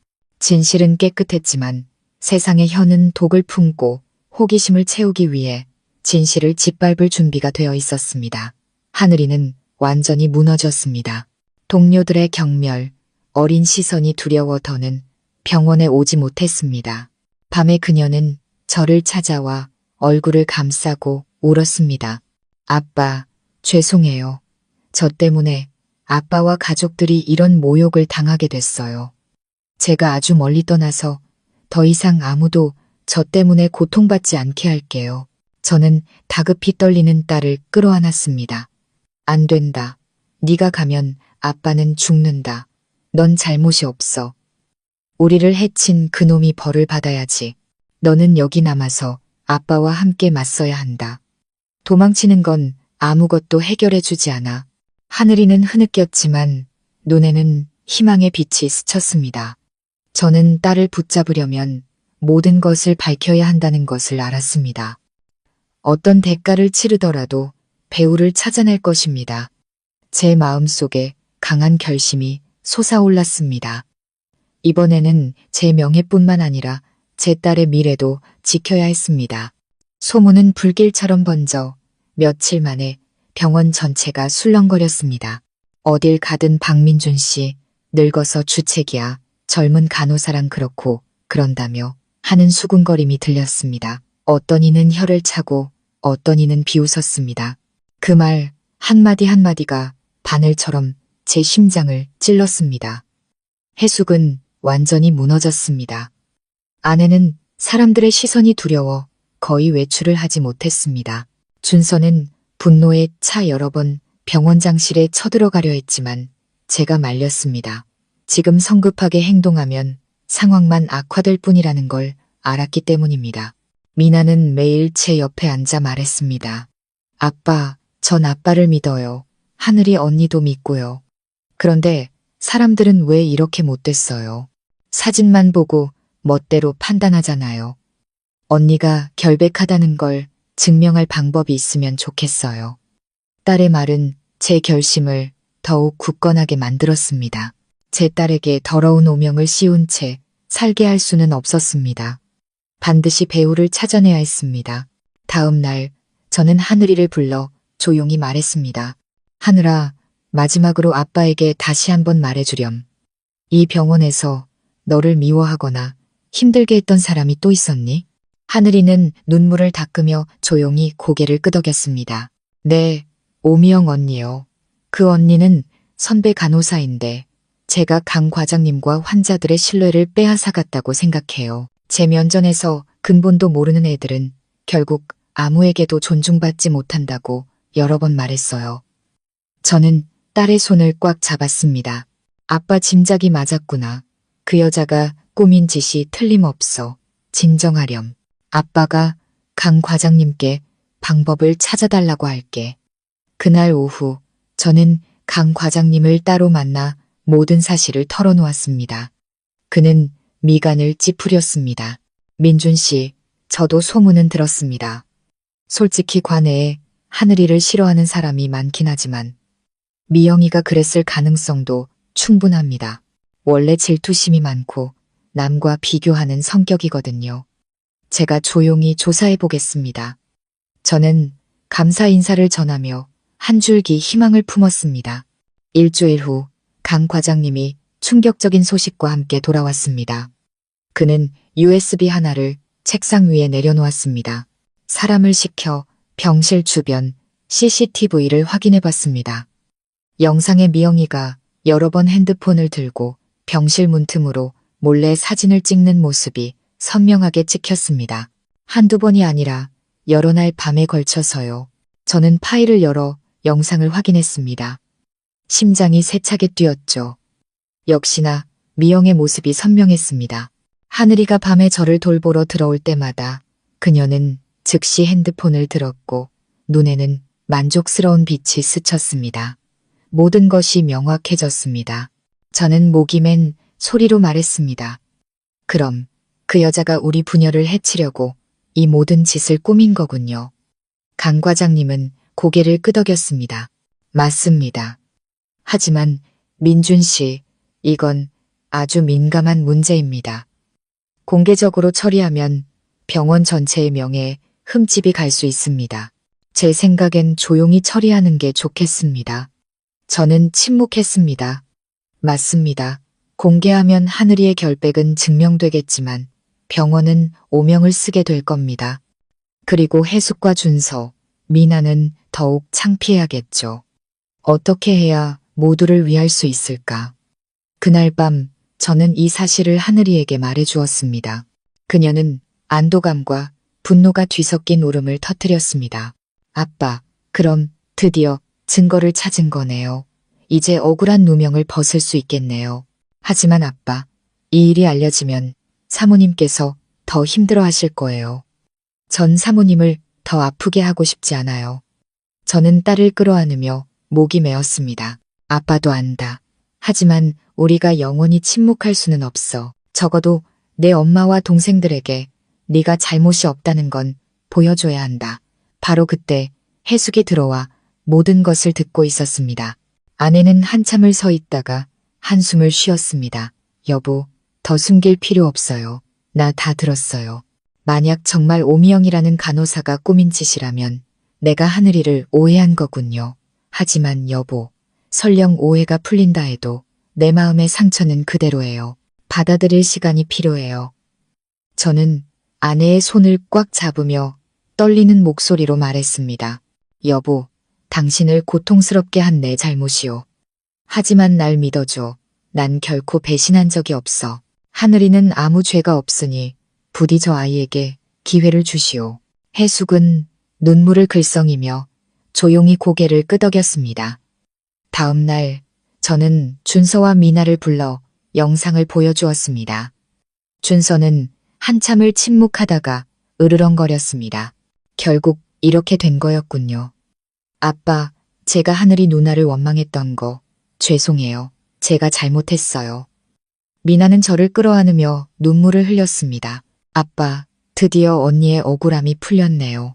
너무 기뻐요. 저는 안도의 한숨을 쉬며 어깨에 무거운 짐을 조금이나마 내려놓은 기분이었습니다. 그날 밤 하늘이가 해숙 앞에 무릎을 꿇고 눈물을 쏟았습니다. 사모님, 오해하게 해드려서 죄송해요. 사모님을 고통스럽게 할 생각은 없었어요. 부디 이 가족의 일원으로 사모님을 엄마라고 부를 기회를 주세요. 해숙은 한참을 침묵하다가 조용히 하늘이의 손을 잡았습니다. 일어나거라. 아직은 너를 바로 딸이라고 부를 수는 없겠지만 더는 너를 밀어내지 않으마. No. 너도 민준 씨 핏줄이니 이 가족의 일부인 셈이지. 하늘이는 와락 울음을 터뜨리며 아내의 손을 끌어안았습니다. 저는 그 광경을 보며 목이 메어 눈물을 하염없이 흘렸습니다. 하지만 모두가 폭풍이 지나갔다고 생각했을 때 또 다른 일이 벌어졌습니다. 그날 밤 저는 베개 밑에서 낯선 쪽지 하나를 발견했습니다. 거기에는 급하게 쓴 듯한 몇 줄의 글이 적혀 있었습니다. 오미영의 정체를 밝혔다고 끝난 줄 알지 마라. 배후에는 다른 사람이 있다. 조심하지 않으면 당신 가족은 정말로 산산조각 날 거다. 저는 그 글을 읽고 온몸에 소름이 돋았습니다. 배우가 또 있다는 것. 그리고 우리가 겪은 모든 것은 시작에 불과하다는 것. 저는 방 안을 뒤덮은 어둠을 바라보며 형언할 수 없는 불안감에 휩싸였습니다. 이토록 끝까지 우리 가족을 파괴하려는 자는 누구이며 그들의 진짜 목적은 무엇일까? 그날 밤 저는 삐뚤빼뚤한 글씨가 적힌 쪽지 때문에 뜬 눈으로 밤을 새웠습니다. 배후에는 다른 사람이 있다. 그 경고는 마치 목에 겨눠진 칼날 같았습니다. 누가 우리 가족에게 이토록 깊은 원한을 품고 벼랑 끝으로 몰려는 걸까? 다음 날 아침 저는 쪽지에 대해 강 과장님께 말씀드렸습니다. 그는 미간을 찌푸리고 잠시 생각하더니 말했습니다. 민준 씨, 이건 간단한 문제가 아닌 것 같습니다.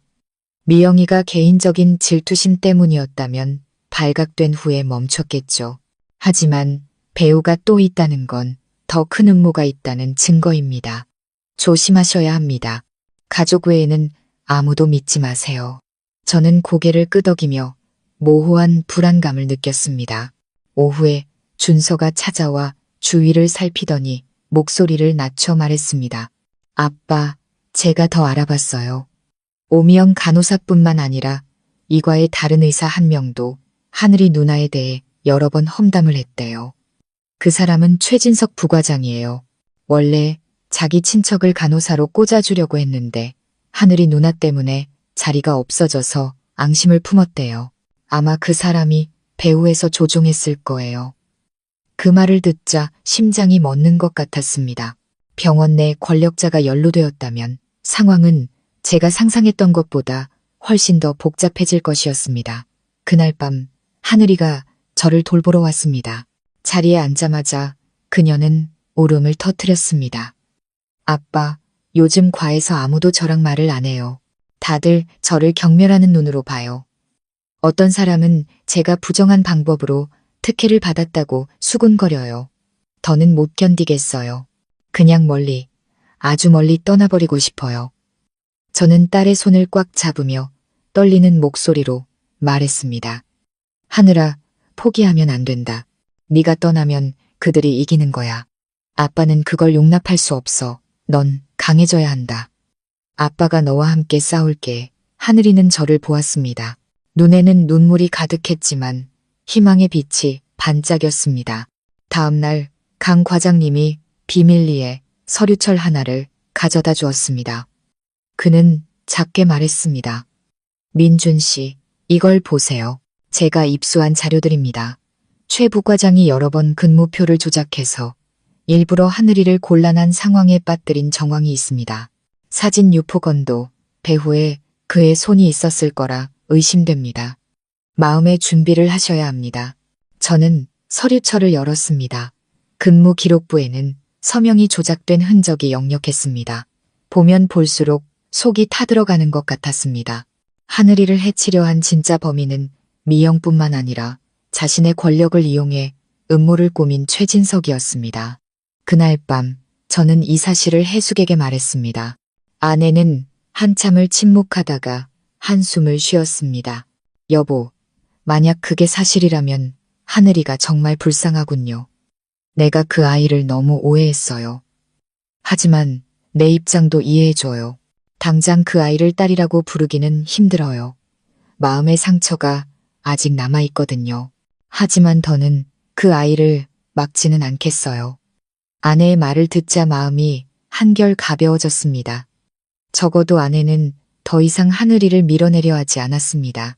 며칠 후 준서가 심각한 목소리로 전화를 걸어왔습니다. 아빠, 방금 들은 소식인데 누가 우리 집에 조작된 사진들을 보내려고 한대요. 친척들과 동네 사람들이 다 알게 해서 우리 가족을 망신 주려는 속셈이에요. 마음의 준비를 하셔야 해요. 그 말을 듣고 저는 아찔했습니다. 동네 사람들이 수군거리고 손가락질하는 모습이 눈앞에 그려졌습니다. 해숙은 분명 그 충격을 견디지 못할 것이고 마음 여린 미나는 학교에서 얼마나 창피해 할까요? 저는 주먹을 꽉 쥐었습니다. 그들의 사악한 음모가 성공하게 둘 수는 없었습니다. 그날 밤 저는 하늘이를 불러 단호하게 말했습니다. 하늘아, 아빠 말을 들어라. 너는 떠나면 안 된다. 아빠가 너를 지켜줄 거다. 우리는 함께 그 악당을 찾아내서 모든 사람들 앞에서 그의 가면을 벗겨야 한다. 하늘이는 고개를 끄덕였고 눈에는 눈물이 반짝였습니다. 아빠, 전 아빠를 믿어요. 더는 도망치지 않을 거예요. 그날 밤 저는 창밖으로 떨어지는 빗소리를 들으며 걱정과 결의에 찬 마음으로 누워 있었습니다. 앞으로의 시련이 길겠지만 더는 두렵지 않았습니다. 이제 저는 제 명예뿐만 아니라 하늘이의 미래와 우리 가족의 평화를 위해 싸우고 있었기 때문입니다. 다음 날 예상치 못한 변수가 생겼습니다. 과의 젊은 간호사 한 명이 저를 찾아와 몰래 낡은 핸드폰 하나를 건네주었습니다. 그녀는 속삭였습니다.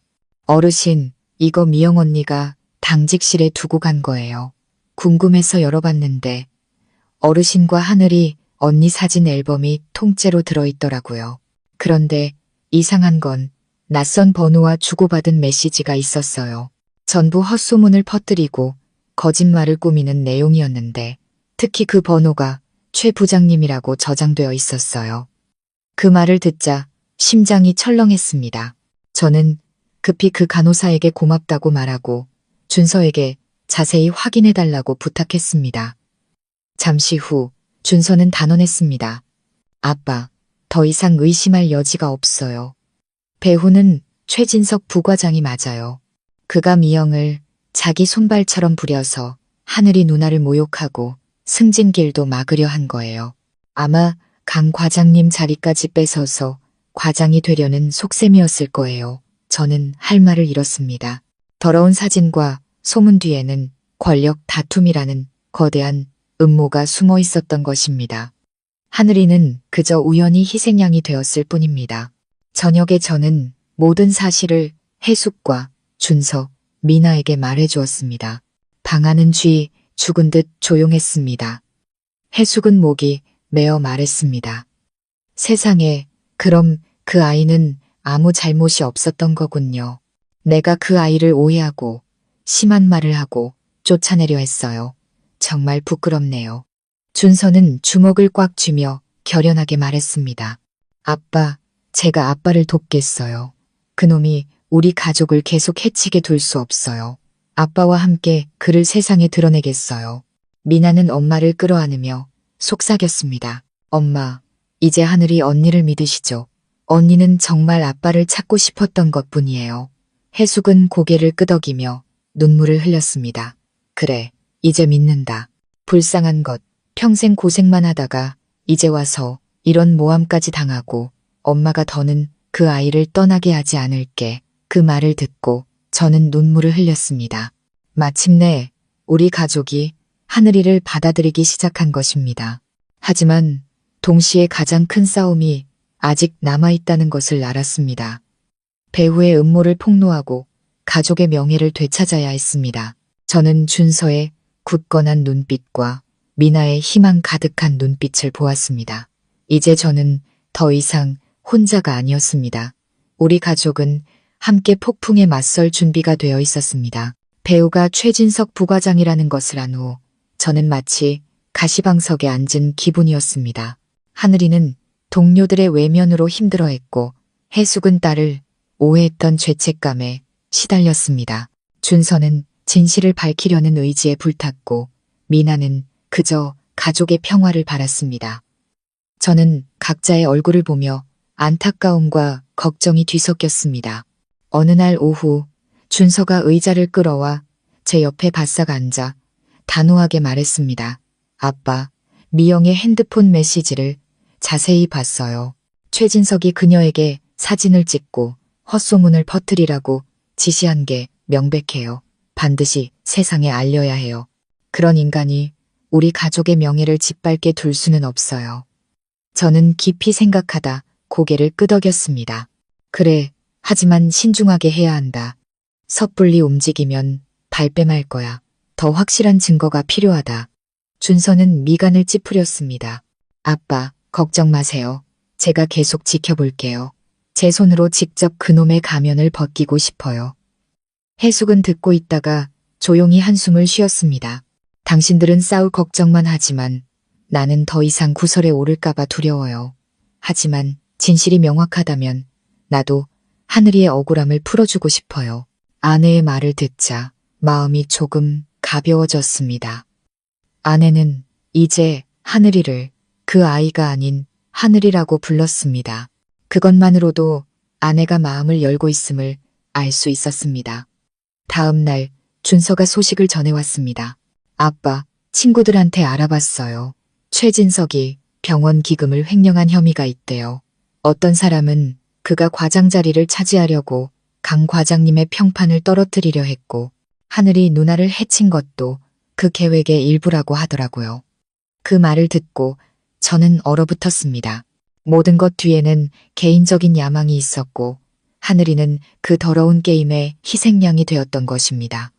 그날 밤 저는 하늘이를 불러 모든 것을 설명해 주었습니다. 그녀는 말없이 앉아 눈물만 흘렸습니다. 아빠, 전 그저 작은 간호사일 뿐인데 누구와도 다툰 적이 없어요. 왜 저를 이렇게 짓밟으려 할까요? 하지만 이제 두렵지 않아요. 제게는 아빠와 가족이 있으니까요. 저는 꿋꿋이 버틸 거예요. 저는 딸을 끌어안았습니다. 마음이 아프면서도 자랑스러웠습니다. 제 딸은 수년간의 모욕 속에서도 맑고 강인한 마음을 잃지 않았습니다. 어느 날 밤 막 잠이 들려는데 복도에서 이상한 소리가 들렸습니다. 귀를 기울이자 심장이 세차게 뛰었습니다. 갑자기 병실 문이 살짝 열리더니 어떤 그림자가 빠르게 지나가 사라졌습니다. 저는 벌떡 일어나 앉았습니다. 의심스러웠죠. 다음날 이 일을 준서에게 말하자 아들은 미간을 찌푸렸습니다. 최진석의 끈아풀일 거예요. 아빠를 겁주려는 거죠. 조심하셔야 해요. 그 후로 저는 더욱 경계했습니다. 하늘이가 올 때마다 모든 것을 비밀로 하고 누구에게도 이용당하지 말라고 당부했습니다. 그리고 어느 날 사건은 정점에 달했습니다. 강 과장님이 저를 따로 불렀습니다. 그의 얼굴은 무거웠습니다. 민준 씨, 방금 익명의 고발장이 접수됐습니다. 당신과 하늘이가 부적절한 관계이며 병원의 명예를 심각하게 훼손했다는 내용입니다. 지금 긴급 이사회가 열리고 있습니다. 저는 그 자리에 얼어붙었습니다. 고발장은 분명 최진석의 소행이었습니다. 이대로라면 하늘이는 해고당하고 우리 가족의 명예는 산산조각 날 것입니다. 저는 강 과장님을 똑바로 쳐다보며 단호하게 말했습니다. 강 과장님, 이번 한 번만 도와주십시오. 진실을 증명할 기회를 주십시오. 제 손에 증거가 있습니다. 시간만 조금 더 주십시오. 강 과장님은 고개를 끄덕였습니다. 좋습니다. 저는 민준 씨를 믿습니다. 하지만 서두르셔야 합니다. 그러지 않으면 너무 늦을 겁니다. 바로 다음 날 준서가 비밀리에 녹음 파일을 하나 구해왔습니다. 그 안에는 미영과 다른 간호사의 대화가 담겨 있었습니다. 최 부장님이 거짓 증거를 덧부려야 하늘이가 꼼짝 못할 거래. 우리는 시키는 대로만 하면 나중에 부장님이 과장되면 우리 자리도 챙겨주실 거야. 그 녹음을 듣자 분노와 경멸이 동시에 치밀었습니다. 준서는 책상을 내리쳤습니다. 이걸로 충분해요, 아빠. 당장 세상에 알려야 해요. 저는 깊이 생각하다 고개를 끄덕였습니다. 그래. 하지만 적절한 시기를 골라야 한다. 이사회 앞에서 공개해야 우리가 판을 뒤집을 수 있다. 다음 날 회의가 진행되는 동안 저는 강 과장님께 부탁해 녹음 파일을 재생하고 미영의 핸드폰 메시지를 공개했습니다. 회의장은 쥐 죽은 듯 조용해졌다가 이내 술렁거렸습니다. 최진석의 얼굴은 새하얗게 질려 땀을 뻘뻘 흘렸습니다. 그는 부인했습니다. 이건 조작입니다. 저는 아무것도 모릅니다. 하지만 증거는 너무나 명백했습니다. 준서가 앞으로 나서서 또렷한 목소리로 말했습니다. 의사 선생님들, 저는 박민준 환자의 아들입니다. 여러분께서 보신 모든 것은 사실입니다. 제 가족은 한 야심가의 더러운 음모 때문에 오랫동안 모욕을 당해왔습니다. 하늘이가 일어서서 눈물을 글썽이며 말했습니다. 저는 누구와도 다툰 적이 없고 그저 제 일을 성실히 하고 싶었을 뿐입니다. 하지만 수년간 모욕과 멸시를 당했습니다. 오늘 드디어 진실이 밝혀졌습니다. 회의장의 공기는 무거웠습니다. 잠시 후 이사회가 선언했습니다. 최진석 부과장의 직위를 즉시 정지하고 조사에 착수하겠습니다. 오미영 간호사 또한 엄중한 징계를 받을 것입니다. 그리고 하늘이 간호사는 결백합니다. 이 일이 이토록 커지도록 방치한 점 박민준 씨 가족께 사과드립니다. 그 말을 듣고 저는 안도의 한숨을 내쉬며 눈물을 흘렸습니다. 옆에 앉은 해숙도 눈물을 글썽이며 제 손을 꽉 잡았습니다. 준서와 미나는 엄마를 끌어안았고 그들의 눈은 빛나고 있었습니다. 하늘이가 저와 해숙 앞에 무릎을 꿇고 목이 맨 소리로 말했습니다. 아빠, 엄마, 드디어 제 억울함이 풀렸어요.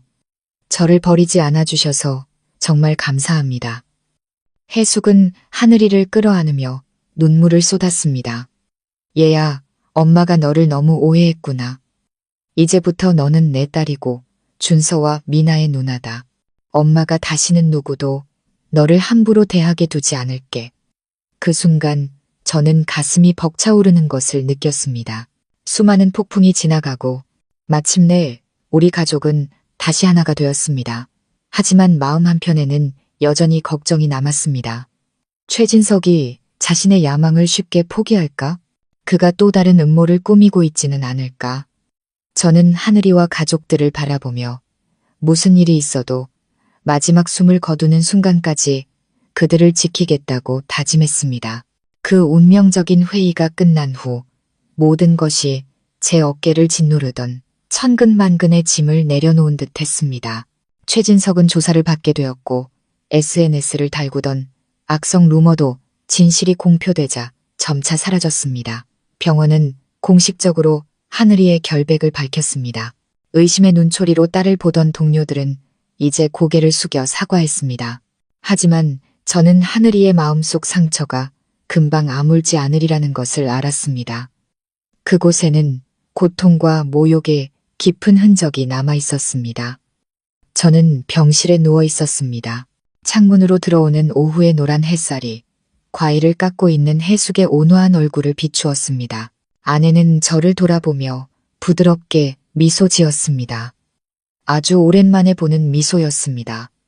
여보, 드디어 폭풍이 지나갔네요. 마음이 한결 가벼워졌어요. 저는 아내의 손을 잡으며 목이 맨 소리로 말했습니다. 해숙, 당신을 고통스럽게 해서 미안하오. 하지만 마지막까지 내 곁에, 우리 아이들 곁에 남아주기로 선택해줘서 정말 고맙소. 해숙은 고개를 저으며 눈가가 촉촉해졌습니다. 바보 같은 소리 말아요. 우리가 부부로 산 세월이 얼만데 어떻게 당신을 버리겠어요. 화도 나고 서운했지만 결국 하늘이가 잘못한 게 없다는 걸, 그 아이도 우리 아이라는 걸 깨달았어요. 지금 생각해보면 그저 그 아이가 더 안쓰러울 뿐이에요. 아내의 말을 듣자 제 마음은 따뜻한 불꽃이 심장을 데우는 듯했습니다. 우리 가족이 진정으로 위기를 극복했음을 알았습니다. 저녁에는 온 가족이 모였습니다. 준서는 제 옆에 앉아 든든하게 제 어깨에 손을 얹었습니다. 아빠, 제가 하늘이 누나를 원망했던 거 잘못했어요. 후회돼요. 하지만 이제부터는 누나를 친누나처럼 대할게요. 제가 누나와 우리 가족을 지킬게요. 하늘이는 준서를 돌아보며 눈물을 글썽였습니다. 아이는 떨리는 목소리로 말했습니다. 오빠, 고마워요. 저는 그저 가족이 기댈 곳이 필요했어요. 오빠가 그렇게 말해주니 정말 다시 태어난 기분이에요. 미나는 제잘거리며 하늘이를 끌어안았습니다. 이제 나도 언니 생겼다. 나 언니 있는 거 항상 바랐는데 너무 좋아. 앞으로는 내가 학교 얘기하는 거 잘 들어줘야 해. 방 안에는 웃음꽃이 피었고 그 웃음소리는 어둡던 지난 날들을 모두 씻어내는 듯 했습니다. 저는 그 모습을 보며 형언할 수 없는 행복감에 젖었습니다. 일주일 후 저는 퇴원 허가를 받았습니다. 집으로 돌아오는 날 하늘이가 제 손을 잡고 병원 정문을 나서는 걸음을 부축했습니다. 해숙이 옆에서 함께 걸었고 준서와 미나가 짐을 들었습니다. 지나가는 사람들 중 몇몇은 우리를 알아보고 조용히 고개를 끄덕이며 인사했습니다. 저는 그들의 눈에서 더 이상 의심이 아닌 존경의 빛을 보았습니다. 집에 도착하자 해숙은 정성껏 저녁상을 차렸습니다. 오랜만에 익숙한 부엌에 앉아 그릇 부딪히는 소리를 듣고 김이 모락모락 나는 따뜻한 국 냄새를 맡았습니다. 하늘이는 제 맞은편에 앉아 반짝이는 눈으로 조용히 말했습니다. 아빠, 엄마, 준서 오빠, 미나야. 이게 제가 제자리에서 함께하는 첫 번째 가족 식사예요. 너무 행복해요. 잠시 동안 모두가 조용해졌다가 해숙이 하늘이에게 젓가락을 건넸습니다. 많이 먹어라, 얘야. 이제부터 너는 이 집 딸이다. 누구도 그걸 부정할 수 없어. 하늘이의 눈에서 눈물이 흘러 뺨을 타고 흘러내렸습니다. 저도 울었지만 그것은 행복의 눈물이었습니다. 그 후 일상은 점차 제자리를 찾아갔습니다. 하늘이는 병원에서 계속 일했고 동료들에게 이전보다 더 많은 사랑을 받았습니다. 병원에서는 그녀의 강인함과 결백함을 높이 사진급을 제안하기도 했습니다. 준서는 더욱 성숙해져 엄마와 여동생을 챙겼습니다. 미나는 예전처럼 밝고 천진난만해졌습니다. 그리고 해숙은 마음속에 흉터가 남았을지언정 사랑으로 모든 것을 감쌌습니다. 어느 날 오후 저는 해숙, 하늘이와 함께 선희 씨의 묘를 찾았습니다. 제 젊은 시절의 한 부분을 차지했고 제게 핏줄을 남겨준 여인이 잠든 곳이었습니다. 하늘이는 향을 피우고 눈물을 흘리며 나지막이 속삭였습니다. 엄마, 나 아빠를 찾았어. 가족을 찾았어. 이제 엄마, 편히 쉬세요. 저는 더 이상 외롭지 않아요. 저는 뒤에 서서 조용히 고개를 숙였습니다. 마음속으로 되뇌었습니다. 선희 씨, 내가 딸을 찾았소. 내가 그 아이에게 모든 것을 보상해주겠다고 약속하오. 부디 그곳에서 편히 쉬시오. 그날 밤 저는 툇마루에 앉아 밝은 달을 바라보고 있었습니다. 해숙이 차를 내와 옆에 앉았습니다. 저는 조용히 말했습니다. 해숙, 이 모든 풍파가 지나고 나니 한 가지를 깨달았소. 결국 남는 것은 가족과 정뿐이더군. 원한, 명예욕, 그런 것들은 모두 먼지처럼 사라질 뿐이오. 해숙은 고개를 끄덕이며 제 손을 꽉 잡았습니다. 그래요. 당신 말이 맞아요. 서로를 지키는 게 가장 중요한 거죠. 그 순간 저는 전에 없던 평온함을 느꼈습니다. 세월이 흘러 우리 가족은 폐허 속에서 다시 일어섰습니다. 하늘이는 더 이상 외부인이 아닌 진정한 우리 딸이 되었습니다. 준서와 미나는 누나를 친누이처럼 여겼습니다. 해숙은 의심에서 사랑으로 마침내 두 팔을 활짝 벌렸습니다. 그리고 저는 수년간 길을 잃었던 아비로서 마침내 잃어버렸던 제 핏줄의 일부를 되찾았습니다. 매번 식탁에 둘러앉아 우렁찬 웃음소리를 들을 때마다 저는 운명에 감사하게 됩니다. 비록 가혹했지만 제게 실수를 바로잡을 기회를 주었기 때문입니다. 저는 가족이란 신성한 안식처이며 누구나 돌아가고 싶어하는 마지막 항구라는 것을 깨달았습니다. 제 이야기, 하늘이의 이야기, 해숙과 준서, 미나의 이야기는 많은 이들의 눈물을 자아낼지 모르지만 한 가지 교훈을 남깁니다. 과거가 어떠했든 가족의 사랑은 모든 것을 치유할 힘이 있다는 것을요. 우리가 마음을 열고 용서할 때 사랑은 싹트고 부서진 마음들을 다시 하나로 묶어줍니다. 저는 밝은 달을 올려다보며 속삭였습니다. 마침내 나는 내 가족을 되찾았다. 시청자 여러분, 이렇게 박민준 씨 가족의 파란만장했던 이야기가 막을 내렸습니다. 수많은 오해와 고통, 그리고 쉴 새 없이 몰아치는 시련 속에서도 마침내 진실은 밝혀졌습니다. 죄 없는 사람은 누명을 벗었고 악한 자는 죗값을 치르게 되었죠. 무엇보다 중요한 것은 가족 간의 사랑, 부모와 자식 간의 정, 그리고 부부의 믿음이 모든 의심을 이겨내고 서로를 치유하며 평화를 되찾았다는 점입니다. 우리는 인생에서 때로 예기치 못한 폭풍이 닥쳐와 가정이 무너질 듯 위태로울 때가 있다는 것을 봅니다. 하지만 서로의 손을 굳게 잡고 함께 맞선다면 어떤 고난도 극복할 수 있습니다. 박민준 씨는 용감하게 진실을 인정했고 해숙 씨는 깊은 상처에도 불구하고 마음을 열어 용서했습니다. 준서와 미나는 원망을 넘어 수용과 사랑을 배웠습니다. 그리고 가여운 딸 하늘이는 마침내 진정한 보금자리를 찾았습니다. 이 이야기를 통해 우리는 귀중한 교훈을 얻습니다. 가족은 돌아갈 수 있는 유일한 곳이며 각자가 소중히 여겨야 할 평화의 안식처입니다. 가정 안에서 진실과 사랑이야말로 서로를 묶어주는 가장 튼튼한 끈입니다. 세상에 어떤 풍파가 몰아쳐도 서로가 곁에 있는 한 이겨내지 못할 시련은 없습니다. 그리고 무엇보다 용서는 모든 상처를 치유하는 가장 강력한 약입니다. 시청자 여러분, 누구나 살면서 오해를 받거나 심지어 세상의 손가락질을 받을 때가 있습니다.